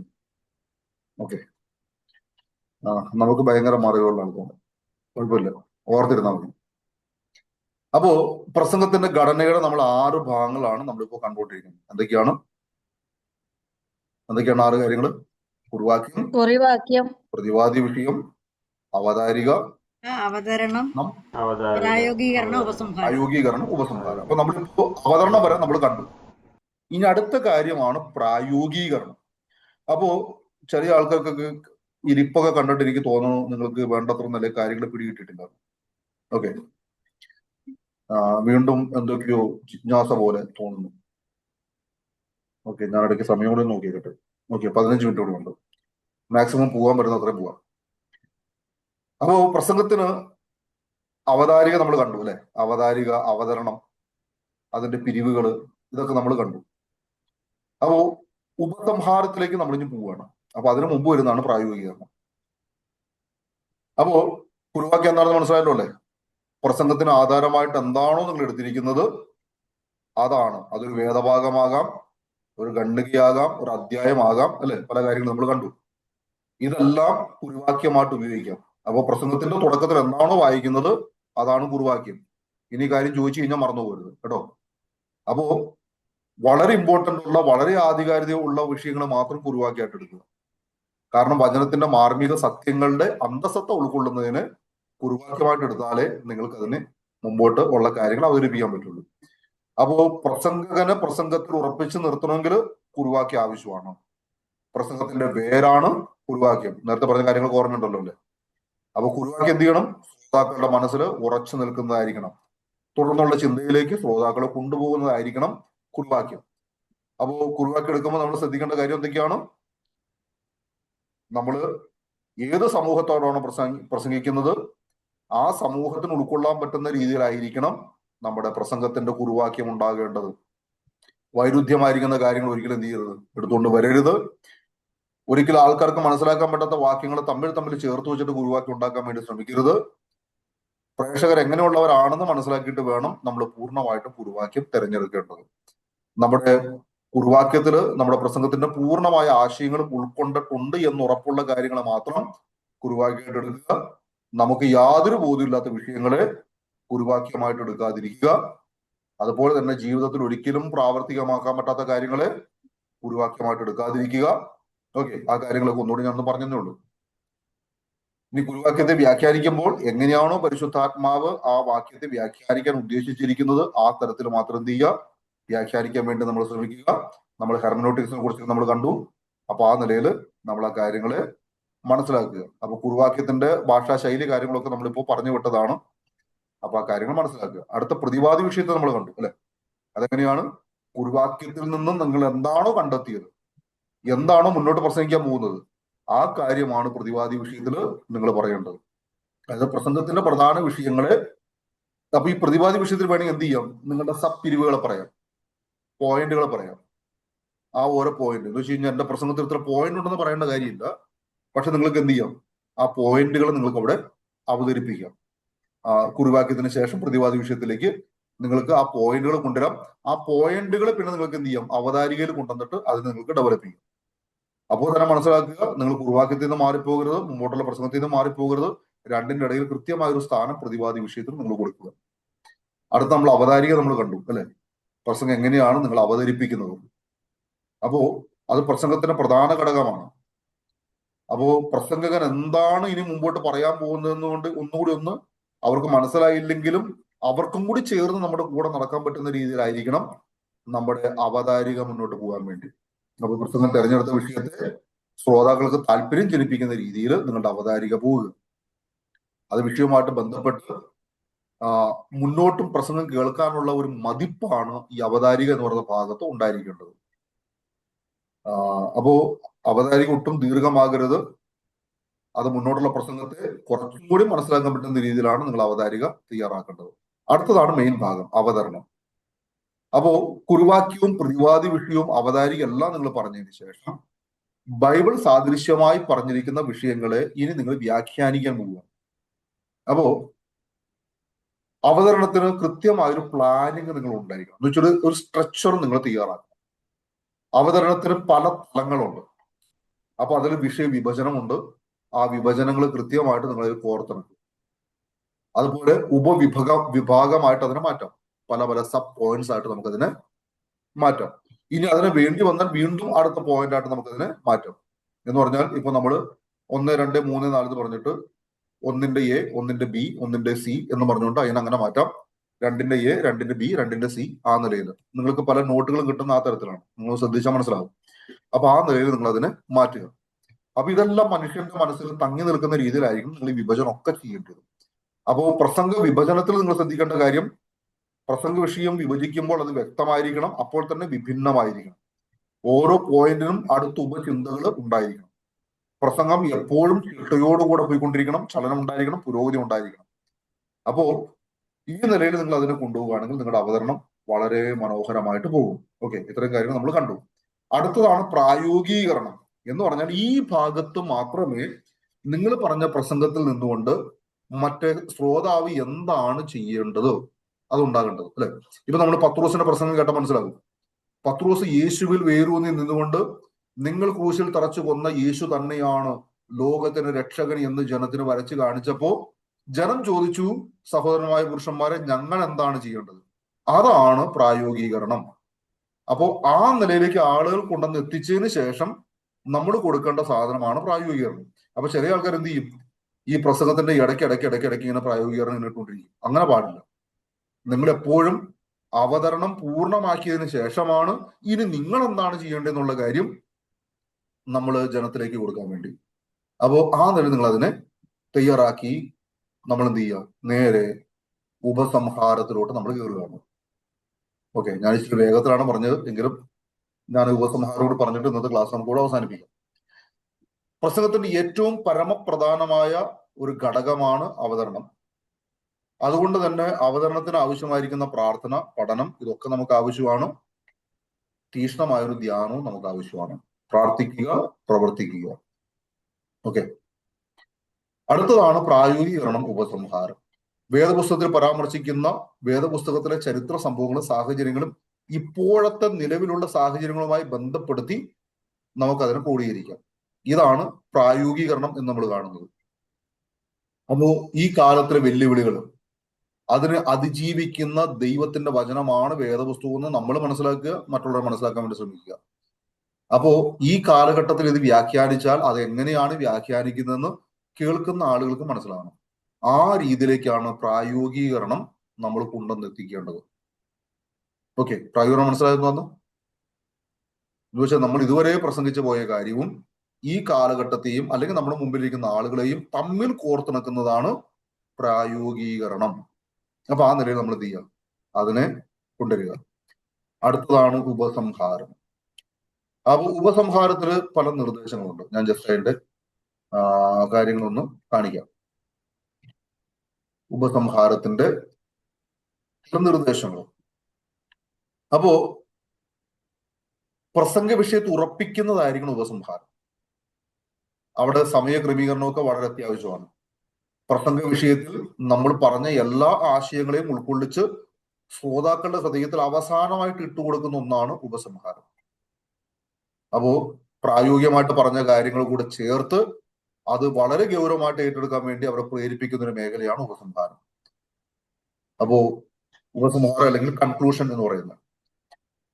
അപ്പൊ വേണമെങ്കിൽ നമുക്ക് ഈ ഉപസംഹാരത്തിന്റെ അവസാന നിമിഷങ്ങളിൽ ഒരു ചോദ്യത്തോട് ചേർത്തിട്ട് എന്ത് ചെയ്യാം, നമുക്ക് ഉപസംഹാരത്തിലേക്ക് കൊണ്ടുപോകാം. നമ്മൾ പറഞ്ഞു പോയ വിഷയത്തിൽ നിന്നുകൊണ്ട് വേണമെങ്കിൽ അതിനെല്ലാം കൺക്ലൂഡ് ചെയ്യാൻ പറ്റുന്ന, ഇപ്പൊ നിങ്ങൾ കഷ്ടത എന്നുള്ള വിഷയത്തെ കുറിച്ച് പറഞ്ഞു. കഷ്ടതയിൽ നിങ്ങൾ ഒട്ടും അതിശയിച്ചു പോകേണ്ട ആവശ്യമില്ല. കർത്താവ് ഈ കഷ്ടതയെ അതിജീവിക്കാൻ നിങ്ങളെ സഹായിക്കും. ഇതാണ് നിങ്ങൾ ഉപസംഹാരത്തിൽ കൊണ്ടുവരുന്നെങ്കിൽ നിങ്ങൾക്ക് എന്ത് ചെയ്യും, കഷ്ടങ്ങൾ സാരമില്ല അല്ലെ, അങ്ങനെ ഒരു പാട്ട് പാടിക്കൊണ്ട് നിങ്ങൾക്ക് അതിന് ഉപസംഹാരത്തിലേക്ക് കൊണ്ടുപോകാൻ പറ്റും. വേണമെങ്കിൽ അതിനോട് ചേർത്ത് വെക്കാൻ പറ്റുന്ന ഒരു നല്ല കവിത ചൊല്ലിക്കൊണ്ട് നിങ്ങൾക്ക് എന്ത് ചെയ്യാം, അത് ചെയ്യാം. അടുത്ത കാര്യം, ഇന്ന് ലോകത്തിൽ സംഭവിക്കുന്ന ചില കാര്യങ്ങളെ നിങ്ങൾ പറഞ്ഞ വിഷയത്തോട് ചേർത്ത് വെച്ചുകൊണ്ട് നിങ്ങൾക്കതിനെ ഉപസംഹരിക്കാം. ഓക്കെ, അപ്പൊ ഉപസംഹാരത്തിന് വ്യത്യസ്തമാകുന്ന നിലകളുണ്ട്. കാരണം അങ്ങനെ നിങ്ങൾ ഉപസംഹരിച്ചാലുള്ള ഗുണം എന്താണെന്ന് വെച്ച് കഴിഞ്ഞാൽ നിങ്ങൾ പറഞ്ഞ കംപ്ലീറ്റ് കാര്യങ്ങൾ എന്തുണ്ട്, അതിനകത്ത് അന്തർലീനമായിട്ടുണ്ട്. അത് കുറെ കൂടി ആളുകളെ മുന്നോട്ട് ചിന്തിപ്പിക്കാനും നിങ്ങളുടെ പ്രസംഗം കഴിഞ്ഞാലും വീണ്ടും അതൊരു തുടർ ചിന്തനമായി അവരുടെ ഉള്ളിൽ സൂക്ഷിക്കാനും അത് സാധിക്കും. ഇനി ഉപസംഹാരത്തിന്റെ ഘടകങ്ങൾ നമ്മൾ നോക്കിക്കഴിഞ്ഞാൽ ഓക്കെ, പറഞ്ഞ കാര്യങ്ങളാണ് ഉപസംഹാരത്തിന്റെ പ്രധാനമായ ഘടകങ്ങൾ. പ്രസംഗം നന്നായി പഠന വിഷയമായി എടുക്കണം. പ്രസ്തുത പ്രസംഗത്തിൽ പ്രസംഗൻ വളരെ ശ്രദ്ധിക്കണം. പ്രസംഗത്തിന് വേണ്ട വിഷയത്തിനായി പ്രാർത്ഥിക്കണം. ശ്രോതാക്കളുടെ മനസ്സ് പിടിച്ചെടുക്കണം. വിഷയം വ്യക്തവും ശക്തവുമായ ഭാഷയിൽ പ്രകടിപ്പിക്കണം. ഭാഷാ പ്രയോഗങ്ങളിൽ മാന്യതയുണ്ടാകണം. ഏതൊരു വിഷയം ഉദാഹരണത്തിലൂടെ അവതരിപ്പിച്ചാൽ അത് ശ്രോതാക്കളുടെ ഹൃദയത്തിൽ തങ്ങി നിൽക്കും. വ്യക്തമായി പ്രായോഗികരിക്കുക. ശ്രോതാക്കളുടെ ഉത്തരവാദിത്വങ്ങൾ ഈ പ്രായോഗികരണം എന്ന ഭാഗത്ത് അവരെ ബോധ്യപ്പെടുത്തുക. വ്യക്തമായി തന്നെ അതിനെ ഉപസംഹരിക്കുക. സമയത്ത് പ്രസംഗം നിർത്തുക. ഓരോ പ്രസംഗനും എപ്പോഴും തന്നെ മനസ്സിൽ സൂക്ഷിക്കേണ്ട തത്വം ജാഗ്രതയോട് കൂടിയ തയ്യാറെടുപ്പാണ്. അപ്പോ വിനയാന്വിതമായ പ്രാർത്ഥന, ശക്തമായ അവതരണം, ഇതൊക്കെ നമ്മൾ ശ്രദ്ധിക്കുക. അപ്പോ പല പ്രസംഗങ്ങളുണ്ടല്ലോ, ഓരോ സാഹചര്യത്തിനും പ്രത്യേകം പ്രസംഗത്തെ നമുക്ക് രൂപം കൊടുക്കാൻ സാധിക്കും. പ്രസംഗ രീതികൾ പല തരത്തിലുണ്ട്. നമുക്ക് അതിനൊക്കെ ഒന്ന് എഴുതി തയ്യാറാക്കാം. നമുക്ക് അതിനെ തയ്യാറാക്കിയ പ്രസംഗത്തെ മനഃപ്പാഠമാക്കാം. അതിനെ നന്നായിട്ട് അവതരിപ്പിക്കാൻ ദൈവം നമ്മളെ സഹായിക്കട്ടെ. അപ്പൊ ഈ നിലയിൽ നിങ്ങൾ കാര്യങ്ങൾ ചെയ്യുകയാണെങ്കിൽ നിങ്ങൾക്ക് വളരെ അനുഗ്രഹിക്കപ്പെട്ട നിലയിൽ ഇതിനെ അവസാനിപ്പിക്കാൻ പറ്റും. അപ്പോൾ നന്നായിട്ട് പഠിക്കുക, വിഷയത്തിനായി പ്രാർത്ഥിക്കുക, മനസ്സ് പിടിച്ചെടുക്കുക, വ്യക്തം ശക്തമായ ഭാഷയിൽ അവതരിപ്പിക്കുക, നല്ല ഉദാഹരണങ്ങൾ നമ്മൾ കൊടുക്കുക, വ്യക്തമായ ഒരു പ്രായോഗികരണം കൊടുക്കുക, വ്യക്തമായി അതിനെ ഉപസംഹരിക്കുക. അപ്പൊ ഇത്തരം കാര്യങ്ങളാണ് ഇന്ന് ഞാൻ പറയുന്നത്. ഇനി എപ്പോഴെങ്കിലും സമയം ലഭിക്കുകയാണെങ്കിൽ മുന്നോട്ടുള്ള കുറച്ച് കാര്യം കൂടെ നമുക്ക് പറയാം. അപ്പൊ ഞാൻ അവസാനമായിട്ട് ചോദിക്കട്ടെ, 4 മിനിറ്റ് കൂടെ ഉണ്ടല്ലോ, ഈ പറഞ്ഞ കാര്യങ്ങൾ നിങ്ങൾക്ക് പ്രയോജനപ്പെടുമെന്ന് നിങ്ങൾക്ക് തോന്നുന്നുണ്ടോ?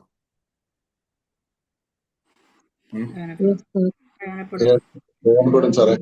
പ്രയോജനപ്പെടും സാറേ. ഓക്കെ, അപ്പോ എന്നെ സന്തോഷിക്കാൻ വേണ്ടി പറയണ്ട. ഇന്ന് ഇങ്ങനെ കോമൺ ആയിട്ടൊരു ക്ലാസ് എടുത്തത് നിങ്ങൾക്ക് സന്തോഷമാണോ?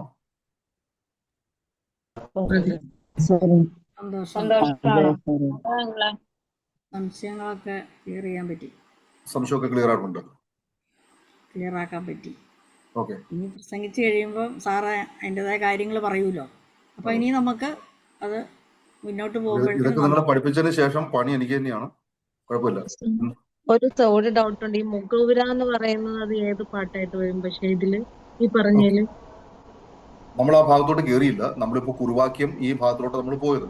ഈ കുറുവാക്യത്തിന്റെ അവതാരിക നമ്മൾ പറഞ്ഞ ഭാഗമുണ്ടല്ലോ, അവതാരിക, അതാണ് ഈ മുഖവുര എന്ന് പറയുന്നത്. എന്ന് വെച്ചാൽ നമ്മൾ എന്താണോ മുന്നോട്ട് പറയാൻ പോകുന്നത് അതാണ് ശരിക്കും അവതാരിക. ഇനി അവതരണം എന്ന് പറഞ്ഞു കഴിഞ്ഞാൽ അതിന്റെ അല്പം കൂടി ഡീറ്റെയിൽ ആണ്. പിന്നെ അതിന്റെ അടുത്ത തലത്തോട്ട് പോകുമ്പോഴാണ് നമ്മുടെ മധ്യഭാഗം എന്ന് പറയുന്നത്. അപ്പൊ സത്യം പറഞ്ഞാൽ മധ്യഭാഗത്തിനും കുറുവാക്യത്തിന്റെ ഇടയിൽ 2 കാര്യങ്ങളുണ്ട്. അതാണ് അവതാരികയും അവതരണവും. അതിന് നിങ്ങൾ നോട്ടിൽ നിങ്ങൾ എഴുതി തയ്യാറാണ്. നിങ്ങൾ പ്രസംഗിച്ച് നിങ്ങൾ കണ്ടെത്തുക. ഇതല്ല സാറേ ഇൻട്രൊഡക്ഷൻ ആയിട്ട് പറഞ്ഞിട്ട് നമ്മൾ പശ്ചാത്തലവും കാര്യങ്ങളൊക്കെ ഇവിടെ വെച്ചല്ലേ അത് തന്നെ ഇൻട്രൊഡക്ഷനും പശ്ചാത്തലവും ഇതെല്ലാം അടങ്ങുന്ന കാര്യങ്ങളാണ് ഈ അവതരണം, അവതാരികയും. 2 ശരിക്കും ഒന്നായിട്ട് തന്നെ പോകുന്ന കാര്യങ്ങളാണ്. പക്ഷെ വ്യത്യസ്തമായിട്ട് എന്തിനാ നിങ്ങൾക്ക് തന്നെന്ന് ചോദിച്ചാൽ കുറച്ചുകൂടി ആധികാരികമായിട്ട് നിങ്ങളെ ഭാഗത്ത് മനസ്സിലാക്കാൻ വേണ്ടിയിട്ടാണ്. ഓക്കെ, അപ്പോൾ അടുത്ത ദിവസങ്ങൾ നിങ്ങളുടെ പ്രസംഗത്തിൽ നിങ്ങൾ അതൊക്കെ ശ്രദ്ധിക്കും എന്ന് ഞാൻ വിചാരിക്കുന്നു. നേരത്തെ മുഴുവൻ പ്രസംഗം എഴുതി തയ്യാറാക്കുക.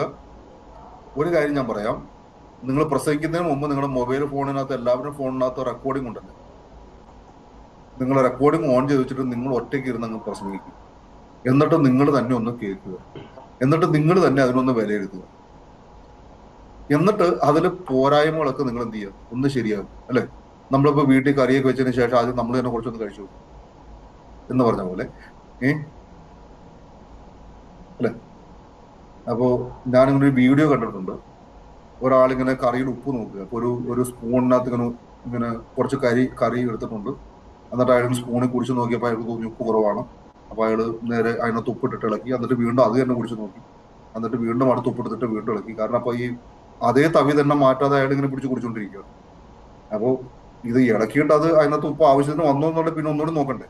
അപ്പൊ അങ്ങനെ ചെയ്യാതെ നിങ്ങൾ എന്ത് ചെയ്യുക, നിങ്ങൾ പ്രസംഗിച്ചിട്ട് നിങ്ങൾക്ക് തന്നെ കൊള്ളാമെന്ന് തോന്നാതെ നിങ്ങൾ കേൾക്കുന്ന ആളുകളുടെ അവസ്ഥയും കൂടി ഒന്ന് ചിന്തിച്ചിട്ട് എന്ത് ചെയ്യുക, നിങ്ങളത് മര്യാദയ്ക്കൊന്ന് എഴുതി തയ്യാറാക്കി വളരെ നന്നായിട്ട് ആത്മാർത്ഥമായിട്ട് നിങ്ങൾ അവതരിപ്പിച്ച് റെഡി ആയിട്ട് നിങ്ങൾ വന്നാൽ നിങ്ങൾക്ക് ഒരു കോൺഫിഡൻസ് ഉണ്ടാവും. എന്ന് വെച്ചാൽ നിങ്ങൾ കയറിയിരിക്കുമ്പോൾ തന്നെ നിങ്ങൾക്ക് എന്ത് ചെയ്യണം, ഒരു കോൺഫിഡൻസ് ഉണ്ടാവും. ഞാൻ പലപ്പോഴും പ്രഭാത പ്രാർത്ഥന എൻ്റെ വീഡിയോ ഓൺ ചെയ്തത് നിങ്ങളുടെ കോൺഫിഡൻസ് പോവാതിരിക്കാൻ വേണ്ടിയിട്ടാണ്. കാരണം ഞാൻ കൂടി വീഡിയോ ഓൺ ചെയ്തെന്നിരുന്ന് കഴിഞ്ഞാൽ നിങ്ങൾ എന്നെ കാണുമ്പോൾ പിന്നെ ആകപ്പാട് നിങ്ങൾക്ക് ഒരു വല്ലാത്ത വിഷമം ഉണ്ടാവും. ഞങ്ങൾ ഇനി എന്താ ചെയ്യാൻ പോകുന്നത്, ചിലപ്പോൾ നിങ്ങൾക്ക് എന്നെ കാണുമ്പോൾ വീരപ്പനെ പോലെയൊക്കെ തോന്നും. അപ്പൊ അതുകൊണ്ടാണ് ഞാൻ എന്ത് ചെയ്യുന്നത്, രാവിലെ വീഡിയോ ഒക്കെ ഓൺ ചെയ്യാതെ നിങ്ങളുടെ പ്രസംഗമൊക്കെ തീരുന്ന സമയത്ത് വീഡിയോ ഓൺ ചെയ്ത് വരുന്നത്. അപ്പോൾ നിങ്ങൾ എന്ത് ചെയ്യുക, നിങ്ങളൊരു വലിയ കോൺഫിഡൻസോടുകൂടെ വരണമെങ്കിൽ നിങ്ങൾ നല്ല തയ്യാറെടുപ്പിൽ വന്നാലേ നിങ്ങൾക്ക് ആ കോൺഫിഡൻസ് കിട്ടുള്ളൂ. അപ്പോൾ പൂർണ്ണമായി തയ്യാറായിട്ട് വരിക. അപ്പോൾ നിങ്ങൾക്ക് അധികം ശക്തമായിട്ട് ശോഭിക്കാൻ പറ്റും. ഇങ്ങനെ നിങ്ങൾ എപ്പോഴും തയ്യാറായി തന്നെ ഇരിക്കുക. അപ്പോൾ നിങ്ങൾക്ക് നല്ല വാക്കുകൾ ഉണ്ടാകും. ഇങ്ങനെ നിങ്ങൾ മനോഹരമായ നല്ല പ്രസംഗകരായിട്ട് മാറുമ്പോൾ, അതിനുപക്ഷം ഞങ്ങൾക്ക് നിങ്ങളുടെ പ്രസംഗം വല്ല യൂട്യൂബിലോ അല്ലെങ്കിൽ ഫേസ്ബുക്കിലോ സോഷ്യൽ മീഡിയയിലോ ഒക്കെ കേൾക്കുക കാണുകയൊക്കെ ചെയ്യുമ്പോൾ ഞങ്ങൾക്ക് തന്നെ ഒരു സന്തോഷം ഉണ്ടാവും. ഞങ്ങളുടെ സ്റ്റുഡന്റ് വളരെ മനോഹരമായിട്ട് പ്രസംഗം ചെയ്യുന്നുണ്ടെന്നൊക്കെ ഞങ്ങൾക്ക് കാണുമ്പോൾ ഞങ്ങൾക്ക് തന്നെ ഒരു സന്തോഷം ഉണ്ടാവും. നിങ്ങൾ വിശ്വപ്രസിദ്ധരായിട്ടൊക്കെ മാറുമ്പോൾ എനിക്കും വല്ലപ്പോഴും പറയാം, ആ സഹോദരനൊക്കെ ഞാൻ പഠിച്ചതൊക്കെ, അത് ഞങ്ങൾക്കൊരു പ്രശംസയാണ്. അപ്പൊ അതുകൊണ്ട് ദൈവം എല്ലാം തന്നെ നിങ്ങളെ സഹായിക്കട്ടെ. നമ്മുടെ സമയം അവസാനിച്ചിരിക്കുന്നു. 1 മിനിറ്റ് അതിക്രമിച്ചു. നമുക്ക് വേഗത്തിൽ പ്രാർത്ഥിച്ച് നമുക്ക് പിരിയാം. ഓക്കെ, ഇത് മുഴുവൻ ഉൾക്കൊണ്ട ഒരാള് പെട്ടെന്ന് ഓൺ ചെയ്ത് പ്രാർത്ഥിച്ചാൽ വളരെ സന്തോഷമായിരിക്കും.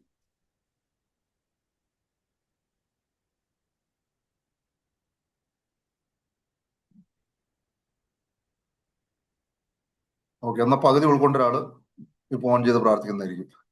ഓക്കെ, ഇനി പെർസെന്റേജ് കുറയും കേട്ടോ, പെട്ടെന്ന് പ്രാർത്ഥിച്ചു.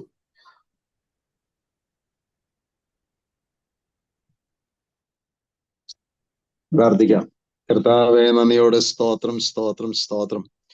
പരിശുദ്ധനായ ദൈവമേ, ഞങ്ങൾ സ്വർഗീയ പിതാവേ, നന്ദി നിറഞ്ഞ ഹൃദയത്തോടെ കർത്താവിനെ വാഴ്ത്തുന്നു, സ്തുതിക്കുന്നു. കർത്താവെ, ഞങ്ങൾക്ക് ഒരുമിച്ച് ഈ ക്ലാസ് അറ്റൻഡ് ചെയ്യുവാൻ ദൈവമായ കർത്താവ് തന്ന നല്ല അവസരത്തിനായിട്ട് നന്ദിയോടെ സ്തോത്രം ചെയ്യുന്നു. ക്ലാസ് എടുക്കുവാൻ പ്രിയ ജോബി സാറിനെ കർത്താവ് കരങ്ങളിൽ ഉപയോഗിച്ചതിനായിട്ട് നന്ദിയോടെ സ്തോത്രം ചെയ്യുന്നു. പ്രസംഗ സംബന്ധമായ വിഷയങ്ങൾ ഷെയർ ചെയ്യുവാനായിട്ട് കർത്താവ് സഹായിച്ചല്ലോ. കർത്താവെ, പാഠങ്ങൾ ഉൾക്കൊണ്ട് നന്നായി ദൈവവചനം സംസാരിപ്പാൻ കർത്താവ് കൃപ നൽകണമേ. പ്രത്യേകിച്ച് വരുന്ന ദിവസങ്ങളിൽ മോർണിംഗ് ഡിവോഷനിൽ ഞങ്ങൾ ദൈവത്തിന്റെ വചനം സംസാരിക്കുമ്പോൾ കർത്താവ് ഇത് ഏറ്റവും നന്നായി ചെയ്യുവാനായിട്ട് ദൈവം സഹായിക്കുമാറാകണമെന്ന് പ്രാർത്ഥിക്കുന്നു. എല്ലാ സ്റ്റുഡൻസിനെയും കർത്താവ് പ്രത്യേകം അതിനായിട്ട് സഹായിക്കണമെന്ന് പ്രാർത്ഥിക്കുന്നു. ഞങ്ങൾ പഠിക്കുന്ന കോഴ്സ് നന്നായി പൂർത്തീകരിച്ച് നന്നായി ദൈവവചനം പഠിച്ച് കർത്താവെ, ആമേൻ, അങ്ങയുടെ സാക്ഷികളായി നിൽക്കുവാൻ പിന്നെയും അവിടെ ഞങ്ങൾക്ക് കൃപ നൽകുമാറാകണം എന്ന് പ്രാർത്ഥിക്കുന്നു. ഈ രാത്രിയുടെ തുടർന്നുള്ള സമയങ്ങളിൽ ദൈവത്തിന്റെ സാന്നിധ്യം അനുഭവാൻ ഞങ്ങളെ സഹായിക്കണമേ. എല്ലാ മഹത്വവും ഞങ്ങൾ കർത്താവിന് അർപ്പിക്കുന്നു. അവിടുന്ന് പ്രാർത്ഥന കേട്ടതിനായി സ്തോത്രം. യേശു ക്രിസ്തുവിൻ പരിശുദ്ധ നാമത്തിൽ പ്രാർത്ഥിക്കുന്നു. അനുഗ്രഹിക്കണമേ ഞങ്ങളുടെ പ്രിയ പിതാവേ. ഓക്കെ, അപ്പോ സബ്കോ ജയ മസീഹ് കി. Okay, praise the lord. Hallelujah. Thank you sir.